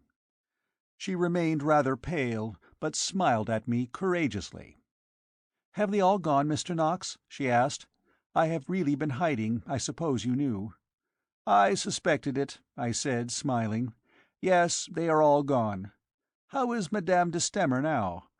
"She is quite calm, curiously, almost uncannily calm. She is writing. Tell me, please, what does Mr. Harley think of Inspector Aylesbury's preposterous ideas?" "He thinks he is a fool," I replied hotly, "as I do."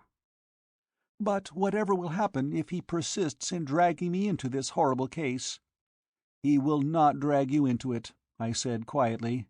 "He has been superseded by a cleverer man, and the case is practically under Harley's direction now." "Thank heaven for that," she murmured. "I wonder—" She looked at me hesitatingly. "Yes?" I prompted. "I have been thinking about poor Mrs. Camber all alone in that gloomy house, and wondering— Perhaps I know.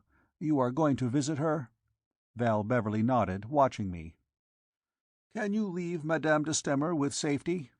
"Oh yes, I think so. Nita can attend to her." "And may I accompany you, Miss Beverley?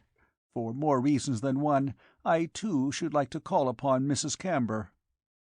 "We might try," she said hesitatingly. "I really only wanted to be kind. You won't begin to cross-examine her, will you?" "Certainly not," I answered, "although there are many things I should like her to tell us." "Well, suppose we go," said the girl, "and let events take their own course." As a result, I presently found myself, Val Beverley by my side, walking across the meadow path. With the unpleasant hush of Cray's Folly left behind, the day seemed to grow brighter. I thought that the skylarks had never sung more sweetly. Yet in this same instant of sheerly physical enjoyment I experienced a pang of remorse, remembering the tragic woman we had left behind, and the poor little sorrowful girl we were going to visit. My emotions were very mingled then, and I retain no recollection of our conversation up to the time that we came to the guest-house. We were admitted by a really charming old lady, who informed us that her name was Mrs. Powys, and that she was but an hour return from London, whither she had been summoned by telegram. She showed us into a quaint, small drawing-room, which owed its atmosphere quite clearly to Mrs. Camber, for whereas the study was indescribably untidy, this was a model of neatness without being formal or unhomely. Here in a few moments Mrs. Camber joined us, an appealing little figure of wistful, almost elfin beauty. I was surprised and delighted to find that an instant bond of sympathy sprang up between the two girls. I diplomatically left them together for a while, going into Camber's room to smoke my pipe. And when I returned— "Oh, Mr. Knox," said Val Beverley, "Mrs. Camber has something to tell you which she thinks you ought to know." "Concerning Colonel Menendez?" I asked eagerly. Mrs. Camber nodded her golden head. "Yes," she replied, but glancing at Val Beverley as if to gather confidence. "The truth can never hurt Colin. He has nothing to conceal. May I tell you?" "I am all anxiety to hear," I assured her. "Would you rather I went, Mrs. Camber?" asked Val Beverley. Mrs. Camber reached across and took her hand. "Please, no," she replied. "Stay here with me. I am afraid it is rather a long story." "Never mind," I said. "It will be time well spent if it leads us any nearer to the truth." "Yes?" she questioned, watching me anxiously. "You think so? I think so too." She became silent, sitting looking straight before her, the pupils of her blue eyes widely dilated. Then, at first in a queer, far-away voice, she began to speak again. "I must tell you," she commenced, "that before my marriage My name was Isabella de Valera." I started. Isola was my baby way of saying it, and so I came to be called Isola. My father was manager of one of Senor Don Juan's estates in a small island near the coast of Cuba. My mother," she raised her little hands eloquently, "was half-caste, do you know? And she and my father—" She looked pleadingly at Val Beverley. "I understand," whispered the latter with deep sympathy. "But you don't think it makes any difference, do you?" "No," said Mrs. Camber, with a quaint little gesture. "To you, perhaps not. But there, where I was born, oh, so much. Well, then, my mother died when I was very little. Ah Tsong was her servant. There are many Chinese in the West Indies, you see, and I can just remember he carried me in to see her. Of course, I didn't understand. My father quarreled bitterly with the priests because they would not bury her in holy ground. I think he no longer believed afterward. I loved him very much. He was good to me, and I was a queen in that little island. All the negroes loved me, because of my mother, I think, who was partly descended from slaves, as they were. But I had not begun to understand how hard it was all going to be when my father sent me to a convent in Cuba. I hated to go, but while I was there, I learned all about myself. I knew that I was outcast. It was," she raised her hand, "not possible to stay. I was only 15 when I came home, but all the same, I was a woman. I was no more a child, unhappy no longer. After a while, perhaps, when I forgot what I had suffered at the convent, I became less miserable. My father did all in his power to make me happy, and I was glad the work people loved me. But I was very lonely. Ah Tsong understood." Her eyes filled with tears. "Can you imagine," she asked, "that when my father was away in distant parts of the island at night, Ah Tsong slept outside my door? Some of them say, 'Do not trust the Chinese.' I say, except my husband and my father, I have never known another to trust but Ah Tsong. Now they have taken him away from me." Tears glittered on her lashes, but she brushed them aside angrily and continued. "I was still less than 20, and looked, they told me, only 14, when Senor Menendez came to inspect his estate. I had never seen him before.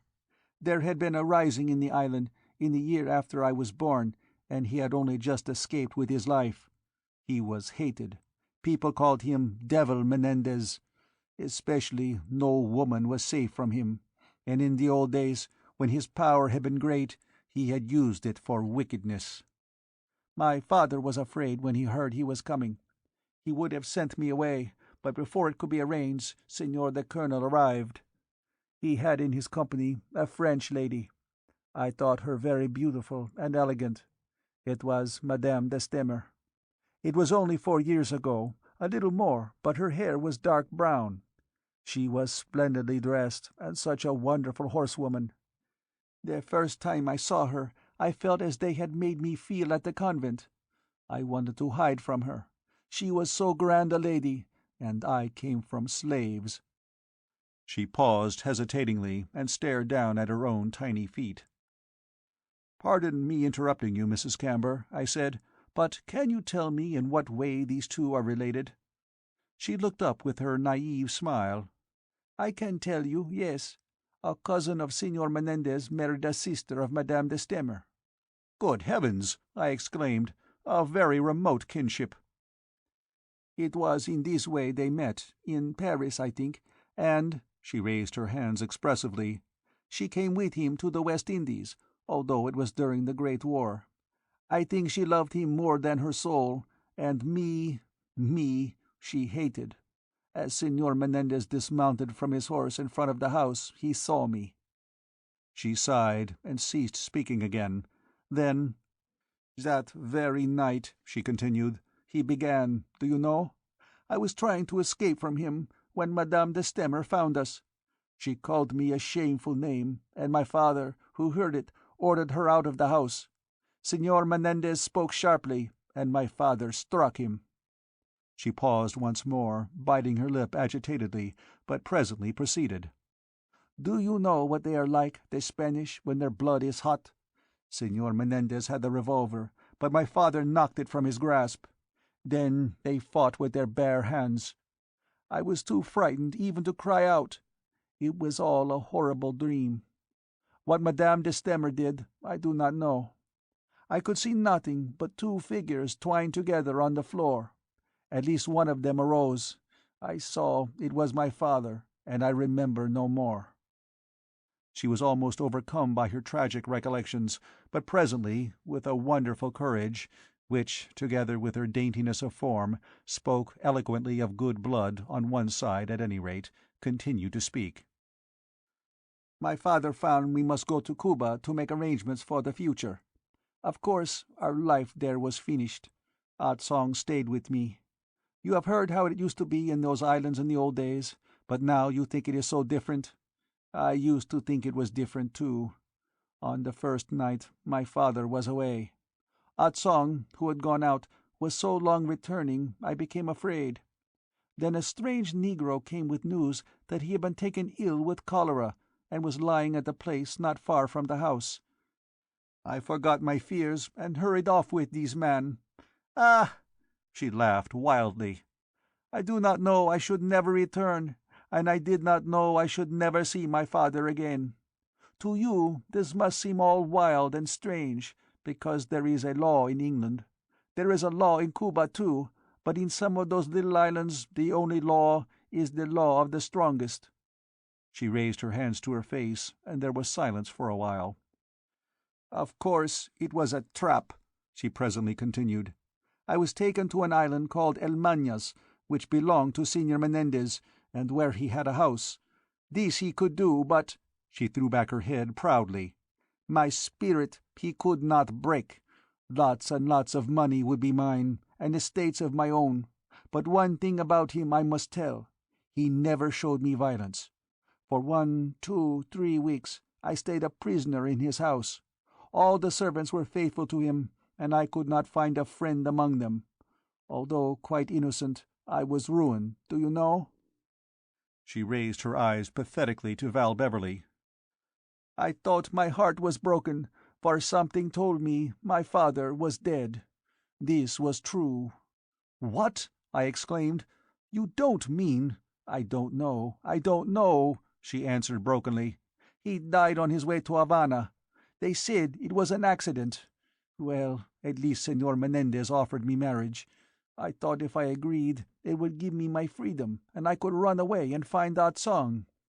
She paused, and a flush colored her delicate face and faded again, leaving it very pale. "We were married in the house by a Spanish priest.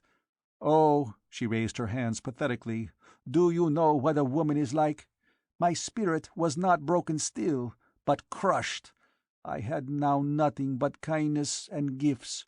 I might never have known, but Senor Menendez, who thought," she smiled sadly, "I was beautiful, took me to Cuba, where he had a great house.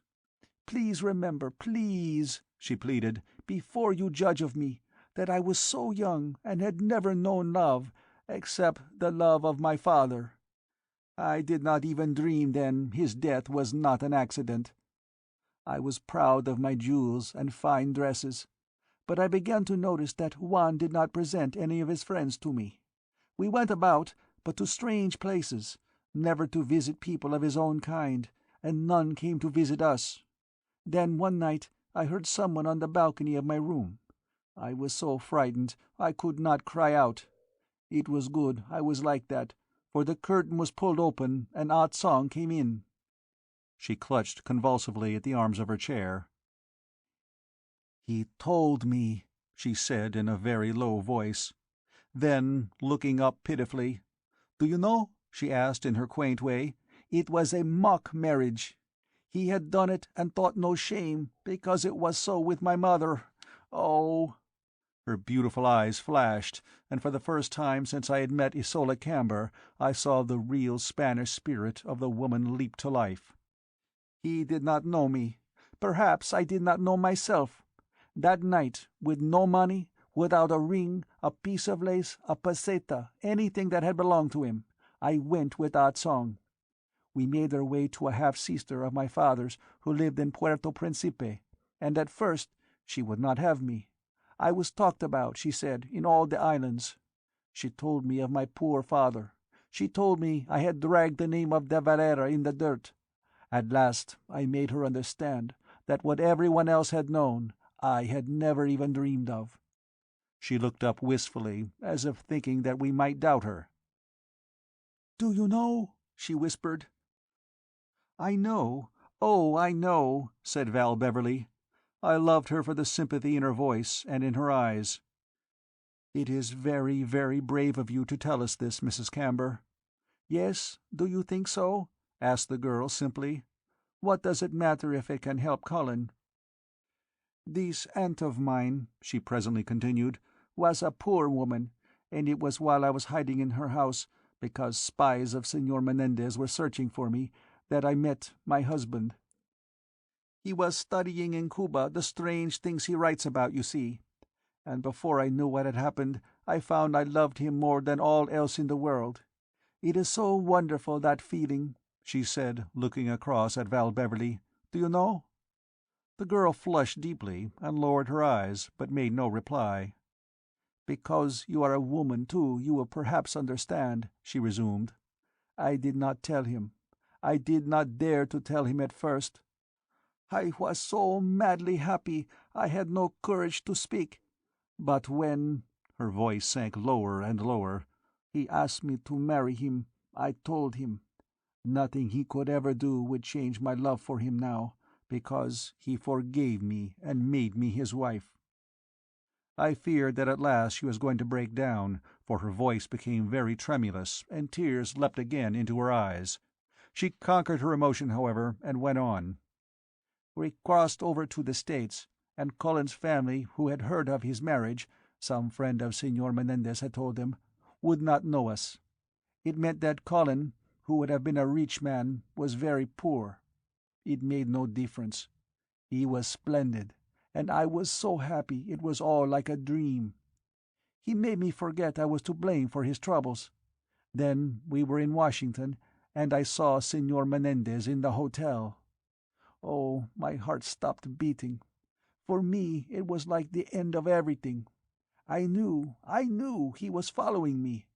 But he had not seen me, and without telling Cullen the reason, I made him leave Washington. He was glad to go. Wherever we went, in America, they seemed to find out about my mother. I got to hate them all. We came to England, and Cullen heard about this house, and we took it. At last we were really happy. No one knew us. Because we were strange, and because of Ah Tsong, they looked at us very funny, and kept away, but we did not care. Then Sir James Appleton sold Cray's Folly." She looked up quickly. "How can I tell you? It must have been by Ah Tsong that he traced me to Surrey. Some spy had told him there was a Chinaman living here. Oh, I don't know how he found out, but when I heard who was coming to Cray's Folly, I thought I should die. Something I must tell you now. When I had told my story to Cullen, one thing I had not told him, because I was afraid what he might do. I had not told him the name of the man who had caused me to suffer so much. On the day I first saw Senor Menendez walking in the garden of Cray's Folly, I knew I must tell my husband what he had so often asked me to tell him, the name of the man. I told him, and at first I thought he would go mad. He began to drink, do you know? It was a failing in his family.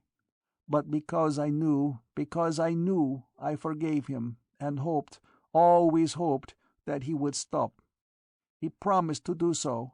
He had given up going out each day to drink, and was working again like he used to work, too hard, but it was better than the other way."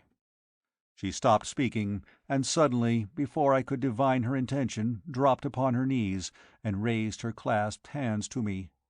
He did not kill him!" she cried passionately.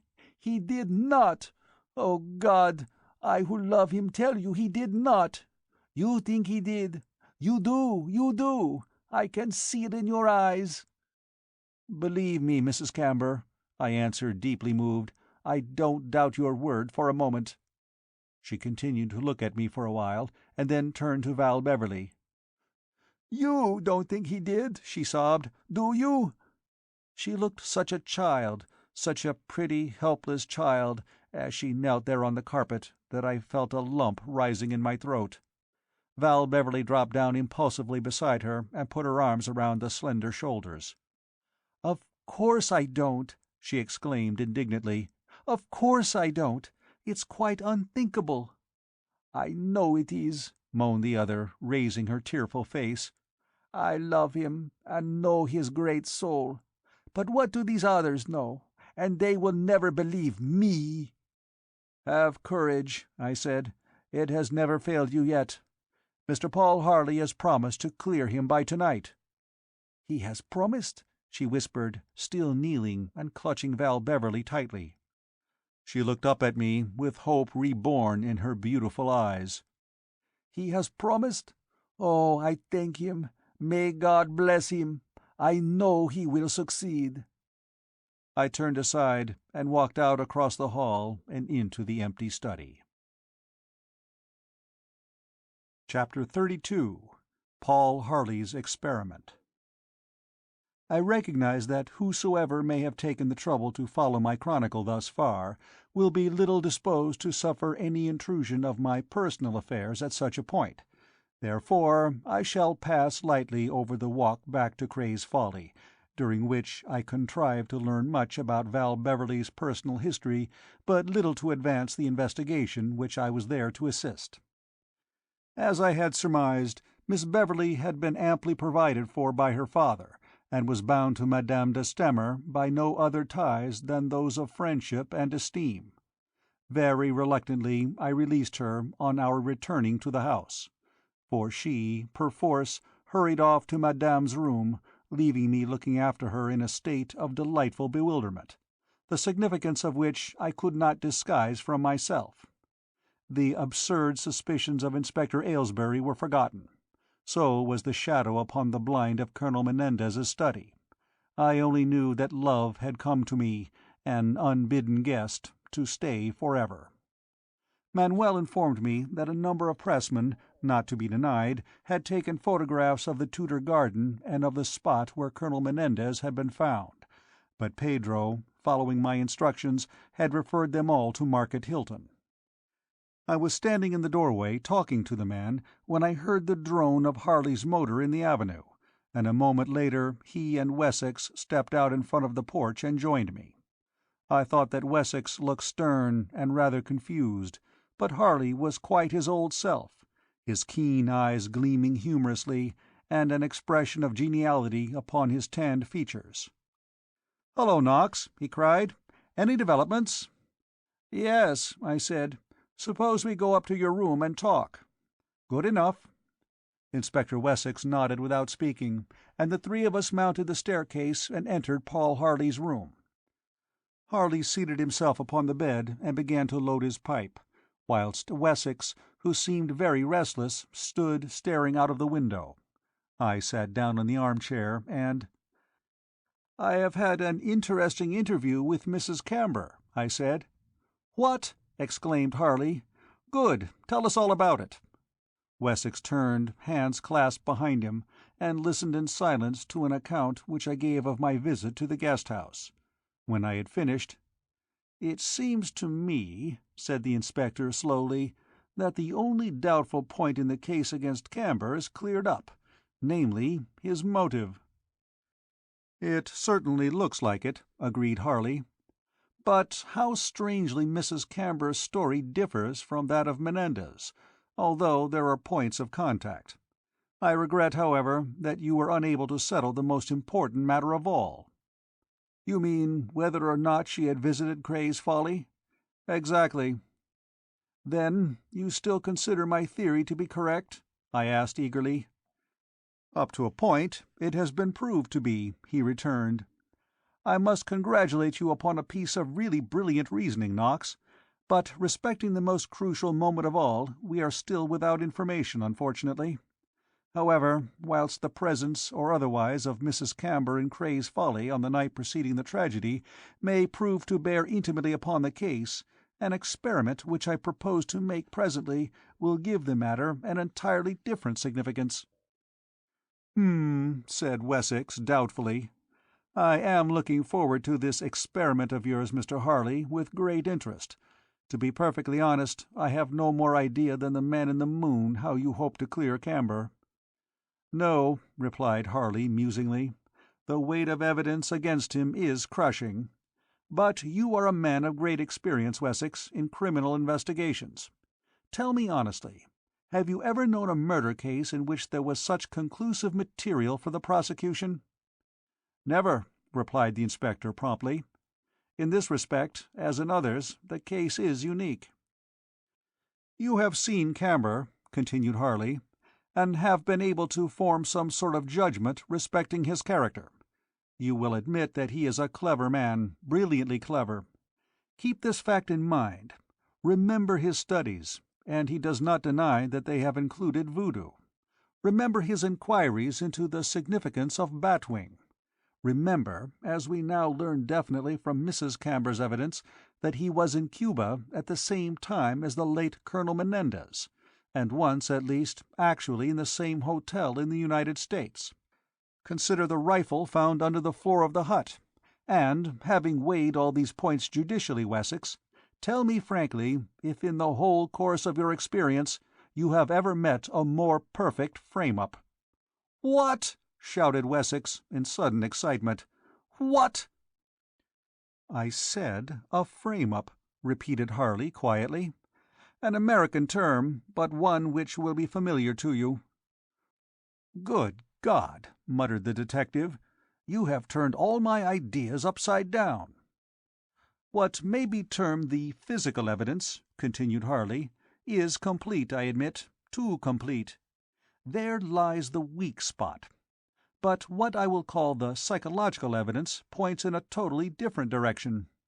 A man clever enough to have planned this crime, and Camber undoubtedly is such a man, could not, it is humanly impossible, have been fool enough, deliberately, to lay such a train of damning facts. It's a frame-up, Wessex. I had begun to suspect this even before I met Camber. Having met him, I knew that I was right. Then came an inspiration. I saw where there must be a flaw in the plan. It was geographically impossible that this could be otherwise." "Geographically impossible?" I said in a hushed voice, for Harley had truly astounded me. "Geographical is the term, Knox. I admit that the discovery of the rifle beneath the floor of the hut appalled me." "I could see that it did." "It was the crowning piece of evidence, Knox. Evidence of such fiendish cleverness on the part of those who had plotted Menendez's death that I began to wonder whether, after all, it would be possible to defeat them. I realized that Camber's life hung upon a hair. For the production of that rifle before a jury of 12 moderately stupid men and true could not fail to carry enormous weight, whereas the delicate point upon which my counter-case rested might be more difficult to demonstrate in court. To-night, however, we shall put it to the test, and there are means, no doubt, which will occur to me later, of making its significance evident to one not acquainted with the locality. The press photographs, which I understand have been taken, may possibly help us in this."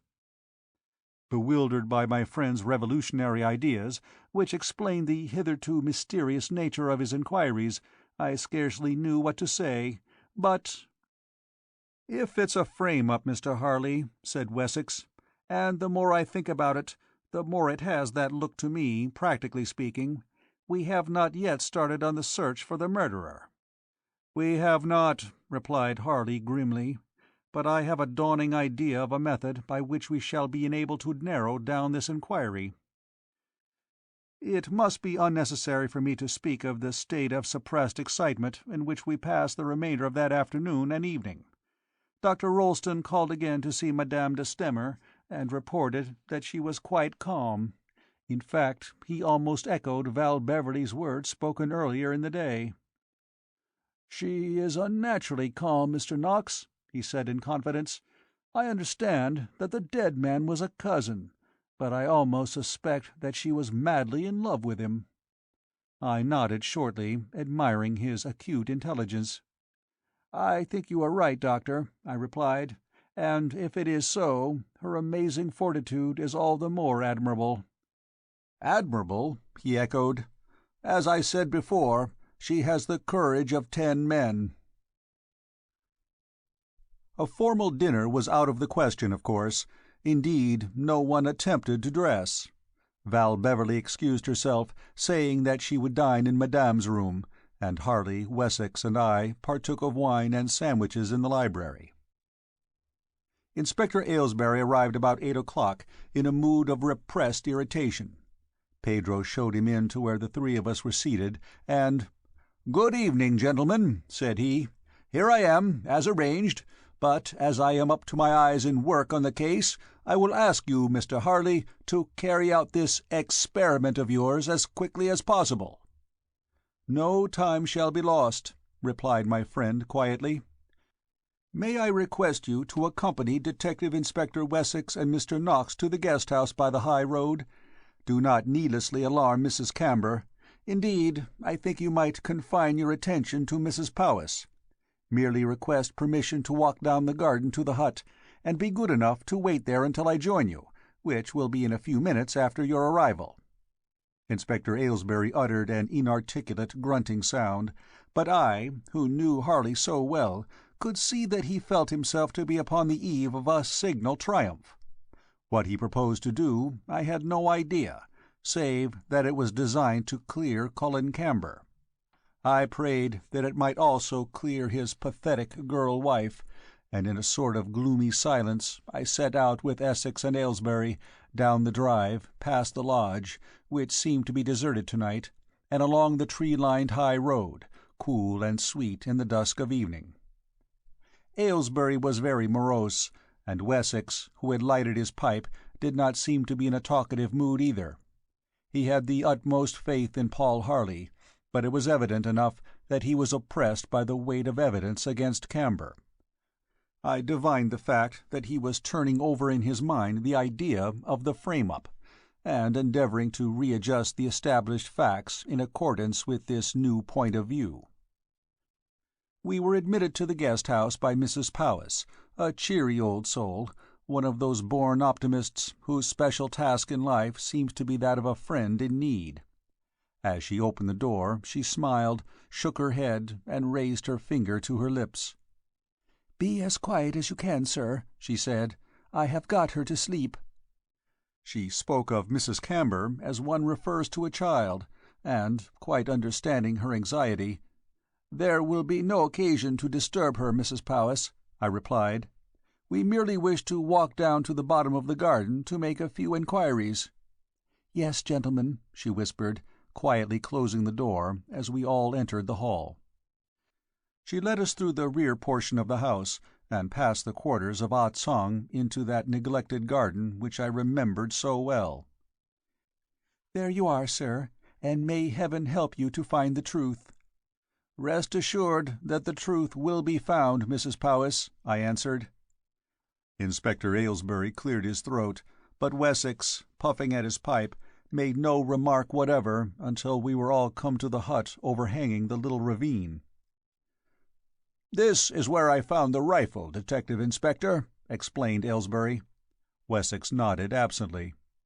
It was another perfect night, with only a faint tracery of cloud to be seen like lingering smoke over the western horizon. Everything seemed very still, so that although we were several miles from the railway line, when presently a train sped on its way, one might have supposed, from the apparent nearness of the sound, that the track was no farther off than the grounds of Cray's Folly. Toward those grounds automatically our glances were drawn, and we stood there staring down at the ghostly map of the gardens, and all wondering, no doubt, what Harley was doing and when he would be joining us. Very faintly I could hear the water of the little stream bubbling beneath us. Then, just as this awkward silence was becoming intolerable, there came a scraping and scratching from the shadows of the gully, and— "Give me a hand, Knox," cried the voice of Harley from below. "I want to avoid the barbed wire, if possible." He had come across country, and as I scrambled down the slope to meet him, I could not help wondering with what object he had sent us ahead by the high road. Presently, when he came clambering up into the garden, this in a measure was explained, for— "You are all wondering," he began rapidly, "what I am up to, no doubt. Let me endeavour to make it clear. In order that my test should be conclusive, and in no way influenced by pre-knowledge of certain arrangements which I had made, I sent you on ahead of me. Not wishing to waste time, I followed by the shorter route. And now, gentlemen, let us begin." "Good," muttered Inspector Aylesbury. "But first of all," continued Harley, "I wish each one of you in turn to look out of the window of the hut, and down into the Tudor garden of Cray's Folly. Will you begin, Wessex?" Wessex, taking his pipe out of his mouth, and staring hard at the speaker, nodded, entered the hut, and, kneeling on the wooden seat, looked out of the window. "Open the panes," said Harley, "so that you have a perfectly clear view." Wessex slid the panes open and stared intently down into the valley. "Do you see anything unusual in the garden?" "Nothing," he reported. "And now, Inspector Aylesbury." Inspector Aylesbury stamped noisily across the little hut and peered out briefly. "I can see the garden," he said. "Can you see the sundial?" "Quite clearly." "Good. And now you, Knox."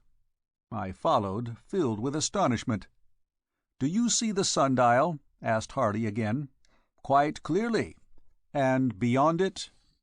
"Yes, I can see beyond it. I can even see its shadow lying like a black hand on the path." "And you can see the yew trees?" "Of course." "But nothing else? Nothing unusual?" "Nothing." "Very well," said Harley tersely. "And now, gentlemen, we take to the rough ground, proceeding due east. Will you be good enough to follow?" Walking around the hut, he found an opening in the hedge, and scrambled down into the place where rank grass grew, and through which he and I on a previous occasion had made our way to the high road. To-night, however, he did not turn toward the high road, but proceeded along the crest of the hill. I followed him, excited by the novelty of the proceedings. Wessex, very silent, came behind me, and Inspector Aylesbury, swearing under his breath, waded through the long grass at the rear. "Will you all turn your attention to the garden again, please?" cried Harley. We all paused, looking to the right. "Anything unusual?" We were agreed that there was not. "Very well," said my friend. "You will kindly note that from this point onward the formation of the ground prevents our obtaining any other view of Cray's Folly or its gardens until we reach the path to the valley, or turn on to the high road. From a point on the latter the tower may be seen, but that is all. The first part of my experiment is concluded, gentlemen. We will now return." Giving us no opportunity for comment, he plunged on in the direction of the stream, and at a point which I regarded as unnecessarily difficult, crossed it, to the great discomfiture of the heavy Inspector Aylesbury. A few minutes later we found ourselves once more in the grounds of Cray's Folly. Harley, evidently with a definite objective in view, led the way up the terraces, through the rhododendrons, and the round base of the tower. He crossed to the sunken garden, and at the top of the steps paused. "Be good enough to regard the sundial from this point," he directed. Even as he spoke I caught my breath, and I heard Aylesbury utter a sort of gasping sound. Beyond the sundial, and slightly to the left of it, viewed from where we stood, a faint elfin light flickered, at a point apparently some 4 or 5 feet above the ground. "What's this?" muttered Wessex. "Follow again, gentlemen," said Harley quietly. He led the way down to the garden and along the path to the sundial. This he passed, pausing immediately in front of the yew tree in which I knew the bullet to be embedded. He did not speak, but, extending his finger, pointed. A piece of candle, some 4 inches long, was attached by means of a nail to the bark of the tree, so that its flame burned immediately in front of the bullet embedded there. For perhaps 10 seconds no one spoke. Indeed, I think no one moved. Then, "Good God!" murmured Wessex. "You have done some clever things to my knowledge, Mr. Harley, but this crowns them all." "Clever things!" said Inspector Aylesbury. "I think it's a lot of damned tomfoolery." "Do you, Inspector?" asked the Scotland Yard man quietly. "I don't. I think it has saved the life of an innocent man." "What's that? What's that?" cried Aylesbury. "This candle was burning here on the yew tree," explained Harley, "at the time that you looked out of the window of the hut. You could not see it. You could not see it from the crest adjoining the guest house, the only other spot in the neighborhood from which this garden is visible. Now, since the course of a bullet is more or less straight, and since the nature of the murdered man's wound proves that it was not deflected in any way, I submit that the one embedded in the yew tree before you could not possibly have been fired from the guest house. The second part of my experiment, gentlemen, will be designed to prove from whence it was fired." Chapter 33. Paul Harley's Experiment Concluded. Up to the very moment that Paul Harley, who had withdrawn, rejoined us in the garden, Inspector Aylesbury had not grasped the significance of that candle burning upon the yew tree. He continued to stare at it as if hypnotized, and when my friend reappeared, carrying a long ash staff and a sheet of cardboard, I could have laughed to witness the expression upon the inspector's face, had I not been too deeply impressed with that which underlay this strange business. Wessex, on the other hand, was watching my friend eagerly, as an earnest student in the classroom might watch a demonstration by some celebrated lecturer. "You will notice," said Paul Harley, "that I have had a number of boards laid down upon the ground yonder, near the sundial. They cover a spot where the turf was worn very thin. Now this garden, because of its sunken position, is naturally damp. Perhaps, Wessex, you would take up these planks for me." Inspector Wessex obeyed, and Harley, laying the ash stick and cardboard upon the ground, directed the ray of an electric torch upon the spot uncovered. "The footprints of Colonel Menendez," he explained. "Here he turned from the tiled path. He advanced 3 paces in the direction of the sundial, you observe, then stood still, facing, we may suppose, since this is the indication of the prints, in a southerly direction." "Straight toward the guest-house," muttered Inspector Aylesbury. "Roughly," corrected Harley. "He was fronting in that direction, certainly, but his head may have been turned either to the right or to the left. You observe from the great depth of the toe marks that on this spot he actually fell. Then here," he moved the light, "is the impression of his knee, and here again." He shone the white ray upon a discolored patch of grass, and then returned the lamp to his pocket.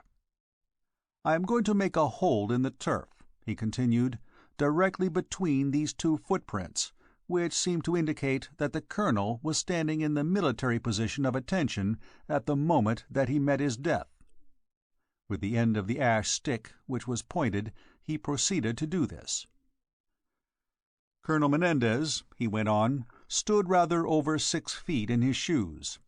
The stick, which now stands upright in the turf, measures 6 feet, from the chalk mark up to which I have buried it, to the slot which I have cut in the top. Into this slot I now wedge my sheet of cardboard." As he put the sheet of cardboard in the slot which he had indicated, I saw that a round hole was cut in it some 6 inches in diameter. We watched these proceedings in silence. Then, "If you will allow me to adjust the candle, gentlemen," said Harley, "which has burned a little too low for my purpose, I shall proceed to the second part of this experiment." He walked up to the yew tree, and by means of bending the nail upward he raised the flame of the candle level with the base of the embedded bullet. "By heavens!" cried Wessex, suddenly divining the object of these proceedings. "Mr. Harley, this is genius!" "Thank you, Wessex," Harley replied, quietly, but nevertheless he was unable to hide his gratification. "You see my point?" "Certainly." "In 10 minutes we shall know the truth." "Oh, I see," muttered Inspector Aylesbury. "We shall know the truth, eh? If you ask me, the truth, it's this, that we are a set of lunatics." "My dear Inspector Aylesbury," said Harley good-humouredly, "surely you have grasped the lesson of experiment number 1?" "Well," admitted the other, "it's funny, certainly. I mean, it wants a lot of explaining, but I can't say I'm convinced." "That's a pity," murmured Wessex, "because I am." "You see, Inspector," Harley continued patiently, "the body of Colonel Menendez as it lay formed a straight line between the sundial and the hut in the garden of the guest-house. That is to say, a line drawn from the window of the hut to the sundial must have passed through the body. Very well. Such an imaginary line, if continued beyond the sundial, would have terminated near the base of the 7th yew tree. Accordingly, I naturally looked for the bullet there. It was not there, but I found it, as you know, in the 9th tree. Therefore, the shot could not possibly have been fired from the guest-house, because the spot in the 9th yew where the bullet had lodged is not visible from the guest-house." Inspector Aylesbury removed his cap and scratched his head vigorously. "In order that we may avoid waste of valuable time," said Harley finally, "let us take a hasty observation from here. As a matter of fact, I have done so already, as nearly as was possible, without employing this rough apparatus." He knelt down beside the yew tree, lowering his head so that the candlelight shone upon the brown, eager face, and looked upward over the top of the sundial and through the hole in the cardboard. "Yes," he muttered, a note of rising excitement in his voice. "As I thought, as I thought. Come, gentlemen, let us hurry." He walked rapidly out of the garden and up the steps, whilst we followed dumb with wonder, or such at any rate was the cause of my own silence. In the hall Pedro was standing, a bunch of keys in his hand, and evidently expecting Harley. "Will you take us by the shortest way to the tower stairs?" my friend directed. "Yes, sir." Doubting, wondering, scarcely knowing whether to be fearful or jubilant, I followed, along a carpeted corridor, and thence a heavy oaken door being unlocked, across a dusty and deserted apartment, apparently intended for a drawing-room. From this, through a second doorway, we were led into a small, square, unfurnished room, which I knew must be situated near the base of the tower. Yet a third door was unlocked, and— "Here is the stair, sir," said Pedro. In Indian file we mounted to the first floor, to find ourselves in a second, identical room, also stripped of furniture and decorations. Harley barely glanced out of the northern window, shook his head, and— "Next floor, Pedro," he directed. Up we went, our footsteps arousing a cloud of dust from the uncarpeted stairs, and the sound of our movements echoing in hollow fashion around the deserted rooms. Gaining the next floor, Harley, unable any longer to conceal his excitement, ran to the north window, looked out, and— "Gentlemen," he said, "my experiment is complete." He turned, his back to the window, and faced us in the dusk of the room. "Assuming the ash stick to represent the upright body of Colonel Menendez," he continued, "and the sheet of cardboard to represent his head, the hole which I have cut in it corresponds fairly nearly to the position of his forehead. Further, assuming the bullet to have illustrated Euclid's definition of a straight line, such a line, followed back from the yew tree to the spot where the rifle rested, would pass through the hole in the cardboard. In other words, there is only one place from which it is possible to see the flame of the candle through the hole in the cardboard: the place where the rifle rested. Stand here in the left-hand angle of the window and stoop down. Will you come first, Knox?" I stepped across the room, bent down, and stared out of the window, across the Tudor garden. Plainly I could see the sundial with the ash stick planted before it. I could see the piece of cardboard which surmounted it, and, through the hole cut in the cardboard, I could see the feeble flame of the candle nailed to the 9th yew tree. I stood upright, knowing that I had grown pale, and conscious of a moist sensation upon my forehead. "Merciful God!" I said in a hollow voice. "It was from this window that the shot was fired which killed him." End of chapter 33.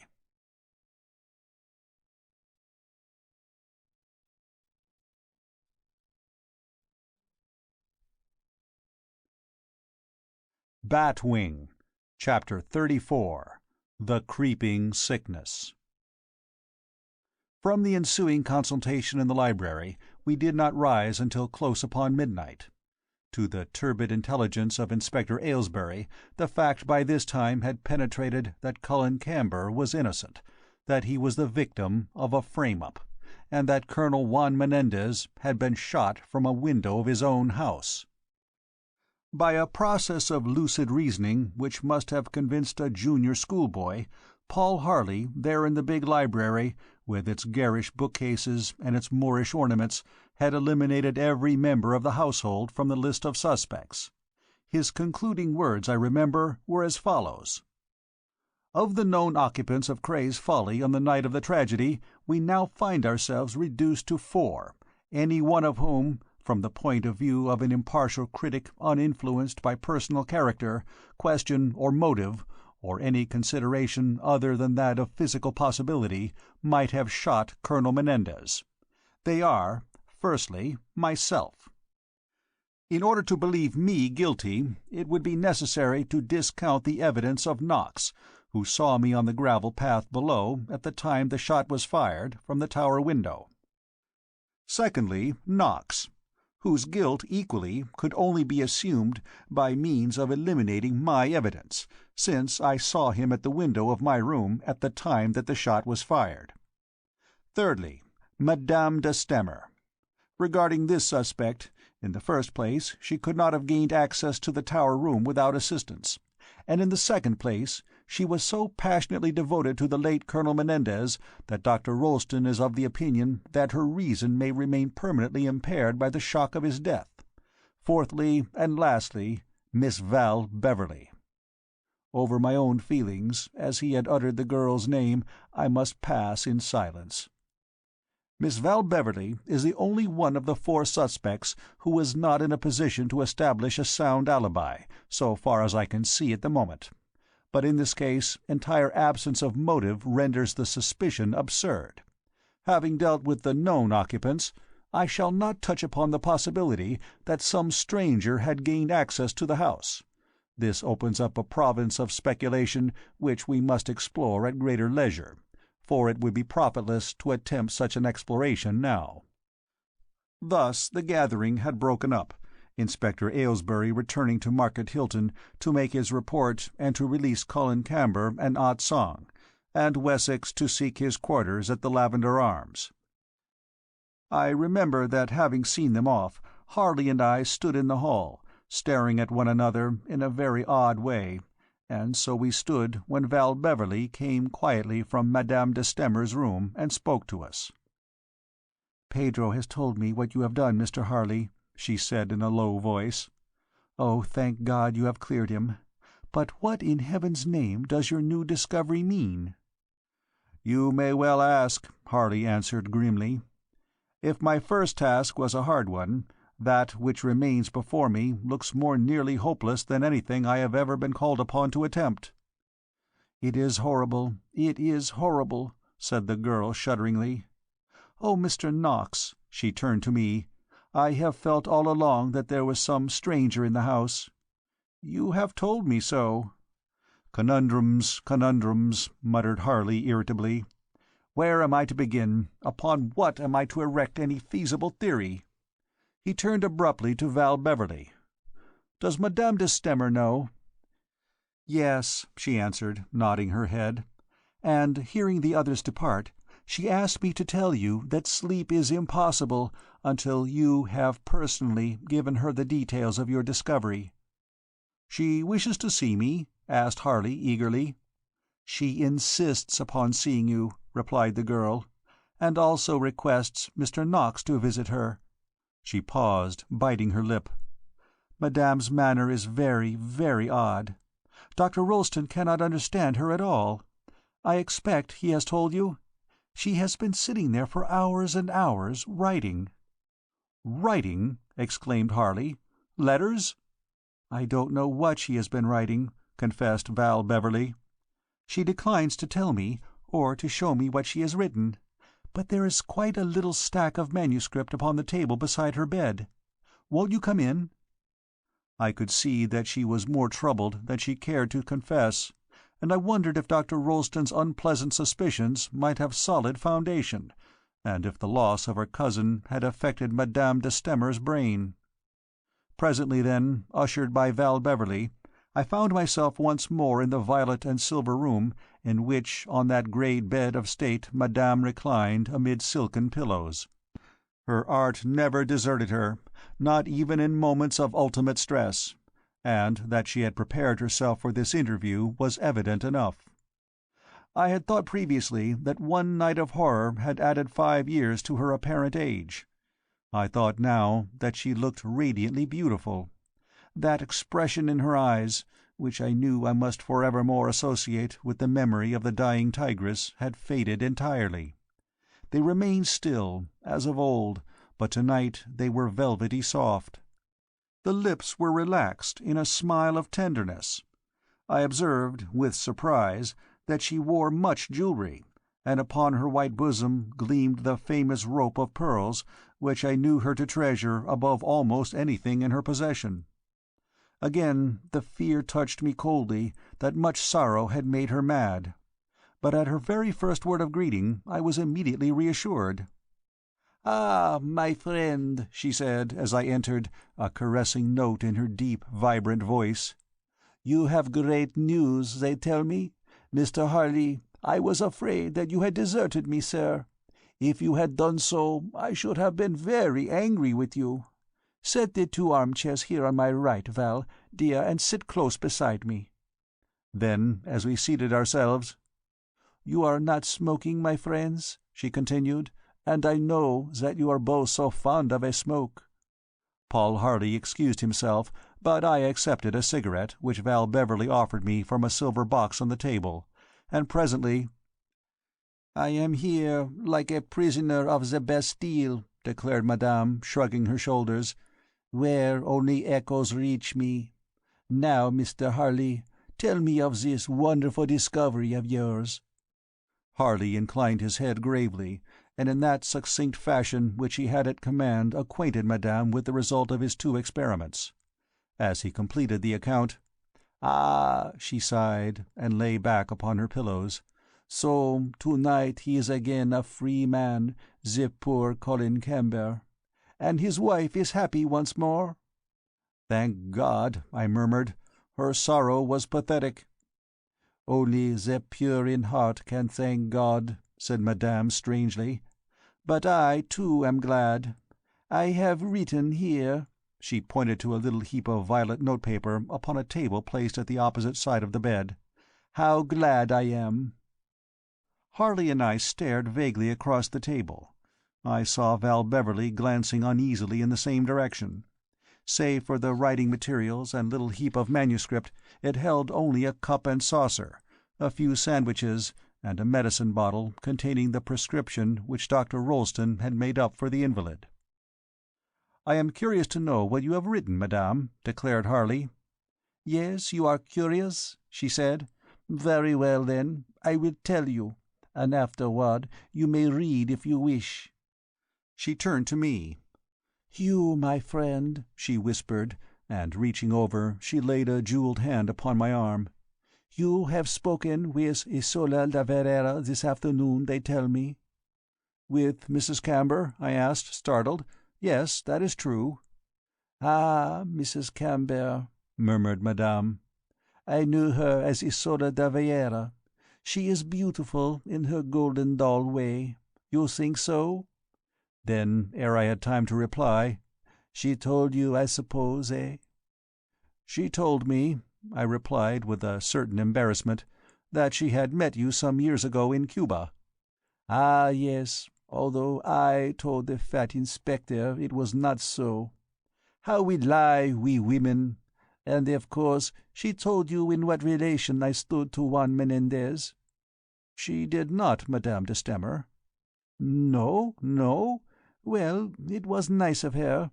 No matter, I will tell you. I was his mistress." She spoke without bravado, but quite without shame, seeming to glory in the statement. "I met him in Paris," she continued, half closing her eyes. "I was staying at the house of my sister, and my sister, you understand, was married to Juan's cousin. That is how we met.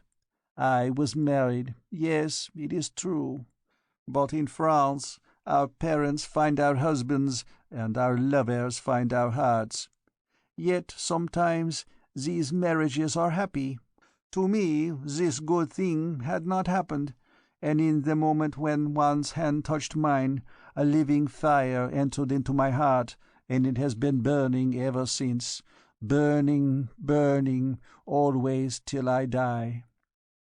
Very well, I am a shameless woman, yes, but I have lived, and I have loved, and I am content.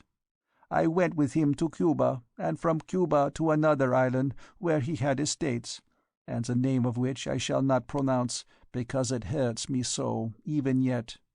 There he set eyes upon Isola de Valera, the daughter of his manager, and poof!"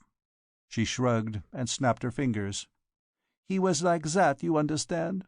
I knew it well. They did not call him Devil Menendez for nothing. There was a scene, a dreadful scene, and after that another, and yet a third. I have pride. If I had seemed to forget it, still it was there.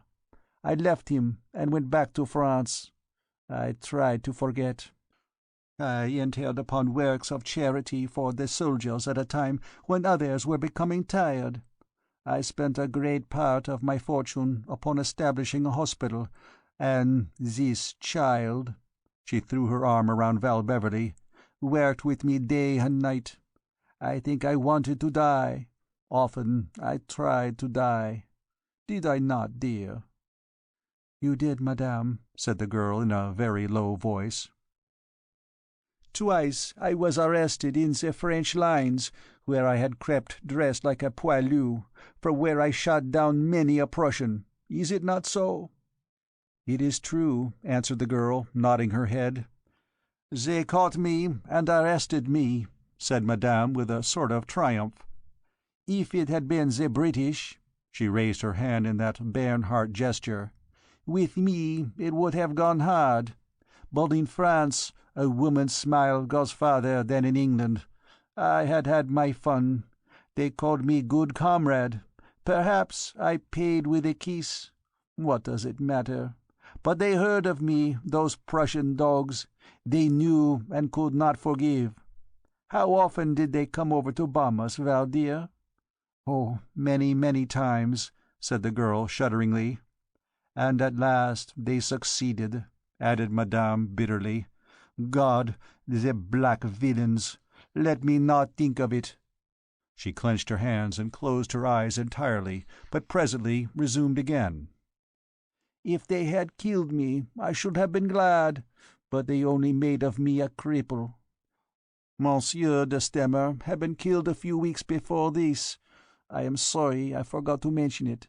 I was a widow. And when after this catastrophe I could be moved, I went to a little villa belonging to my husband at Nice to gain strength, and this child came with me like a ray of sunshine. Here, to wake the fire in my heart, came Juan, deserted, broken, wounded in soul, but most of all in pride, in that evil pride which belongs to his race, which is so different from the pride of France, but for which all the same I could never hate him. Isola de Valera had run away from his great house in Cuba. Yes, a woman had dared to leave him, the man who had left so many women. To me it was pathetic. I was sorry for him. He had been searching the world for her. He loved this little golden-haired girl as he had never loved me. But to me he came with his broken heart, and her voice trembled, I took him back. He still cared for me, you understand? Ah, she laughed, I am not a woman who is lightly forgotten, but the great passion that burned in his Spanish soul was revenge. He was a broken man, not only in mind, but in body. Let me tell you, in that island, which I have not named, there is a horrible disease called by the natives the creeping sickness. It is supposed to come from a poisonous place named the Black Belt, and a part of this Black Belt is near, too near, to the hacienda in which Juan sometimes lived. Paul Harley started and glanced at me significantly. They think, those simple Negroes, that it is witchcraft, voodoo, the work of the obeah man. It is of two kinds, rapid and slow. Those who suffer from the first kind just decline and die in great agony. Others recover, or seem to do so. It is, I suppose, a matter of constitution. Juan had had this sickness and had recovered, or so the doctor said. But, she lay back, shaking her finger characteristically. In 1 year, in 2, 3, a swift pain comes, like a needle, you understand? Perhaps in the foot, in the hand, in the arm. It is exquisite, deathly while it lasts, but it only lasts for a few moments.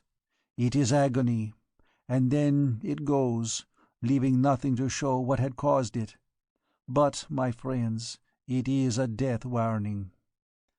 If it comes here, she raised one delicate white hand, you may have 5 years to live. If in the foot, 10 or more. But, she sank her voice dramatically, the nearer it is to the heart, the less are the days that remain to you of life. You mean that it recurs? Asked Harley. Perhaps in a week, perhaps not for another year, it comes again, that quick agony. This time in the shoulder, in the knee. It is the second warning. 3 times it may come, 4 times, but at last, she laid her hand upon her breast, it comes here, in the heart, and all is finished. She paused, as if exhausted, closing her eyes again, whilst we 3 who listened looked at one another in an awe-stricken silence, until the vibrant voice resumed. There is only one man in Europe who understands this thing, this creeping sickness. He is a Frenchman who lives in Paris. To him one had been, and he had told him, this clever man, if you are very quiet and do not exert yourself, and only take as much exercise as is necessary for your general health, you have 1 year to live. My God, groaned Harley. Yes, such was the verdict, and there is no cure. The poor sufferer must wait and wait, always wait for that sudden pang, not knowing if it will come in his heart and be the finish. Yes, this living death, then, and revenge were the things ruling Juan's life at the time of which I tell you. He had traced Isola de Valera to England.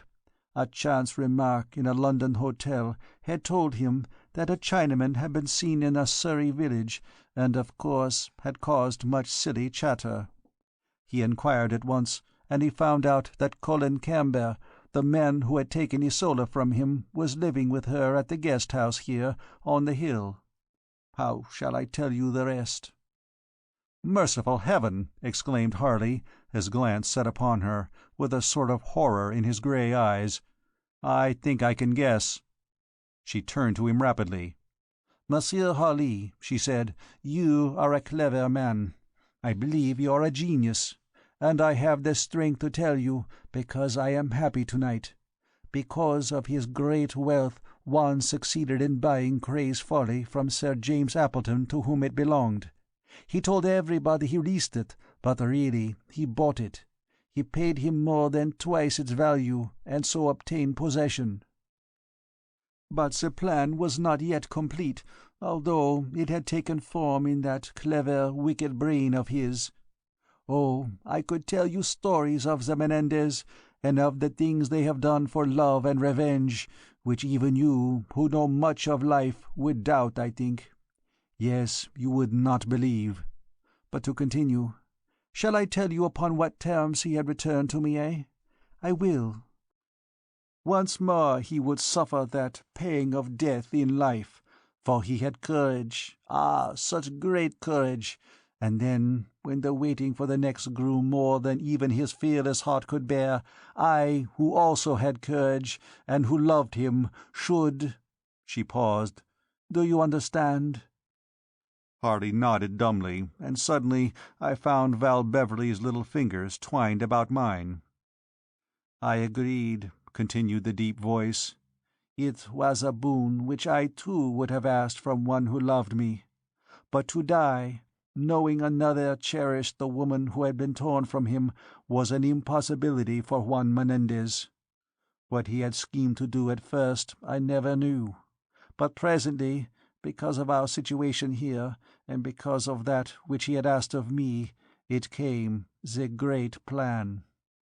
On the night he told me, a night I shall never forget, I drew back in horror from him, I, Marie d'Estamer, who thought I knew the blackest that was in him. I shrank. And because of that scene, it came to him again in the early morning, the moment of agony, the needle pain, here, low down in his left breast. He pleaded with me to do the wicked thing that he had planned, and because I dared not refuse, knowing he might die at my feet, I consented. But, my friends, I had my own plan too, of which he knew nothing. On the next day he went to Paris, and was told he had 2 months to live, with such great care, but perhaps only a week, a day, if he should permit his hot passions to inflame that threatened heart. Very well. I said yes, yes to all that he suggested, and he began to lay the trail to lead to his enemy. It was his hobby, this vengeance. He was like a big, cruel boy. It was he himself, Juan Menendez, who broke into Cray's folly. It was he who nailed the bat-wing to the door. It was he who brought 2 rifles of a kind of which so many millions were made during the war that anybody might possess one. And it was he who concealed the first of these, one cartridge discharged, under the floor of the hut in the garden of the west house. The other, which was to be used, he placed— "In the shutter case of one of the tower rooms," continued Paul Harley. "I know. I found it there tonight." "What?" I asked. "You found it, Harley?" "I returned to look for it," he said. "At the present moment it is upstairs in my room." "Ah, Monsieur Harley," exclaimed Madame, smiling at him radiantly, "I love your genius. Then it was," she continued, "that he thought himself ready for revenge and ready for death. He summoned you, Monsieur Harley, to be an expert witness. He placed with you evidence which could not fail to lead to the arrest of Monsieur Cambert. Very well. I allowed him to do all this. His courage, mon Dieu, how I worshipped his courage! At night, when everyone slept, and he could not drop the mask, I have seen what he suffered. I have begged him upon my knees, to allow me to end it then and there, to forget this dream of revenge, to die without this last stain upon his soul. But he, expecting at any hour, at any minute, to know again the agony which cannot be described, which is unlike any other suffered by the flesh, refused. And I—" she raised her eyes ecstatically, "I have worshipped this courage of his, although it was evil, bad. The full moon gives the best light, and so he planned it for the night of the full moon. But on the night before, because of some scene which he had with you, Monsieur Harley, nearly I thought his plans would come to nothing. Nearly, I thought the last act of love which he asked of me would never be performed. He sat there, up in that little room which he liked best, the coldness upon him which always came before the pang, waiting, waiting, a deathly dew on his forehead, for the end. And I who loved him better than life, watched him. And so fate willed it, the pang never came. "You watched him?" I whispered. Harley turned to me slowly. "Don't you understand, Knox?" he said in a voice curiously unlike his own. "Ah, my friend," Madame de Stamer laid her hand upon my arm with that caressing gesture which I knew. "You do understand, don't you? The power to use my limbs returned to me during the last week that I lived in Nice." She bent forward and raised her face in an almost agonized appeal to Val Beverley. My dear," she said, forgive me, but I loved him so. One day, I think," her glance sought my face, "you will know. Then you will forgive me." "Oh, madame, madame," whispered the girl, and began to sob silently. "Is it enough?" asked Madame de Stamer, raising her hand and looking defiantly at Paul Harley. "Last night, you, Monsieur Harley, who have genius, nearly brought it all to nothing. You passed the door in the shrubbery just when one was preparing to go out. I was watching from the window above. Then, when you had gone, he came out, smoking his last cigarette. I went to my place, entering the tower room by the door from that corridor. I opened the window. It had been carefully oiled. It was soundless. I was cold as one already dead, but love made me strong. I had seen him suffer. I took the rifle from its hiding place, the heavy rifle which so few women could use. It was no heavier than some which I had used before, and to good purpose." Again she paused, and I saw her lips trembling. Before my mind's eye the picture arose which I had seen from Harley's window, the picture of Colonel Juan Menendez walking in the moonlight along the path to the sundial, with halting steps, with clenched fists, but upright as a soldier on parade, walking on dauntlessly to his execution. Out of a sort of haze, which seemed to obscure both sight and hearing, I'd heard Madame speaking again. "He turned his head toward me. He threw a kiss, and I fired. Did you think a woman lived who could perform such a deed, eh? If you did not think so, it is because you have never looked into the eyes of one who loved her with her body, her mind, and with her soul. I think, yes, I think I went mad. The rifle I remember I replaced, but I remember no more. Ah!" She sighed in a resigned, weary way, untwined her arm from about Val Beverley, and falling back upon her pillows. "It is all written here," she said, "every word of it, my friends, and signed at the bottom. I am a murderess, and it was a merciful deed. You see, I had a plan of which Juan knew nothing. This was my plan." She pointed to the heap of manuscript. "I would give him relief from his agonies, yes, for although he was an evil man, I loved him better than life. I would let him die happy, thinking his revenge complete. But others to suffer? No, no, 1,000 times no. Ah, I am so tired."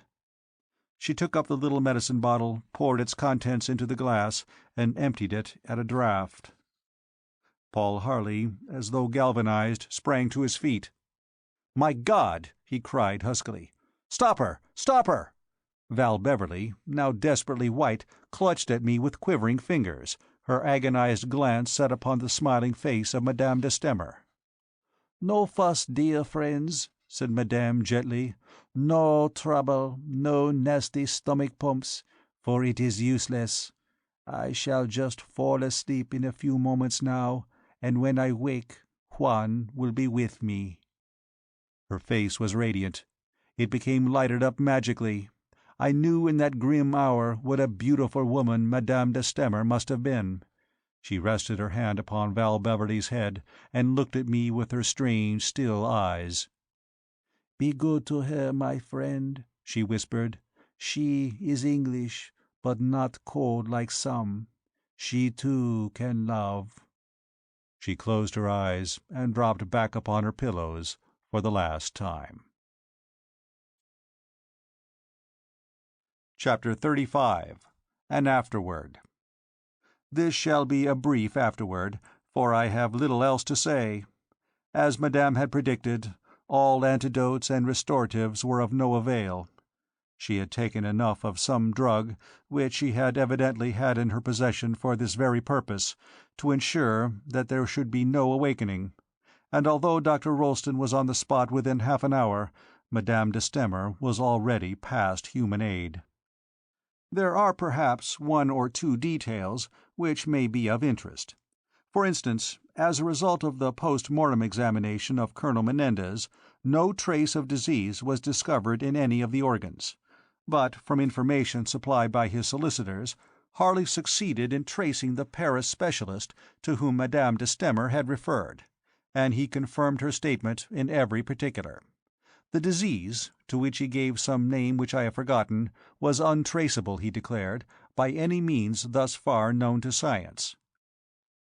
As we had anticipated, the bulk of Colonel Don Juan's wealth he had bequeathed to Madame de Stamer, and she in turn had provided that all of which she might die possessed should be divided between certain charities and Val Beverley. I thus found myself at the time when all these legal processes terminated, engaged to marry a girl as wealthy as she was beautiful. Therefore, except for the many grim memories which it had left with me, nothing but personal good fortune resulted from my sojourn at Cray's Folly, beneath the shadow of that bat-wing which had had no existence outside the cunning imagination of Colonel Juan Menendez. The End of Bat-Wing by Sax Rohmer.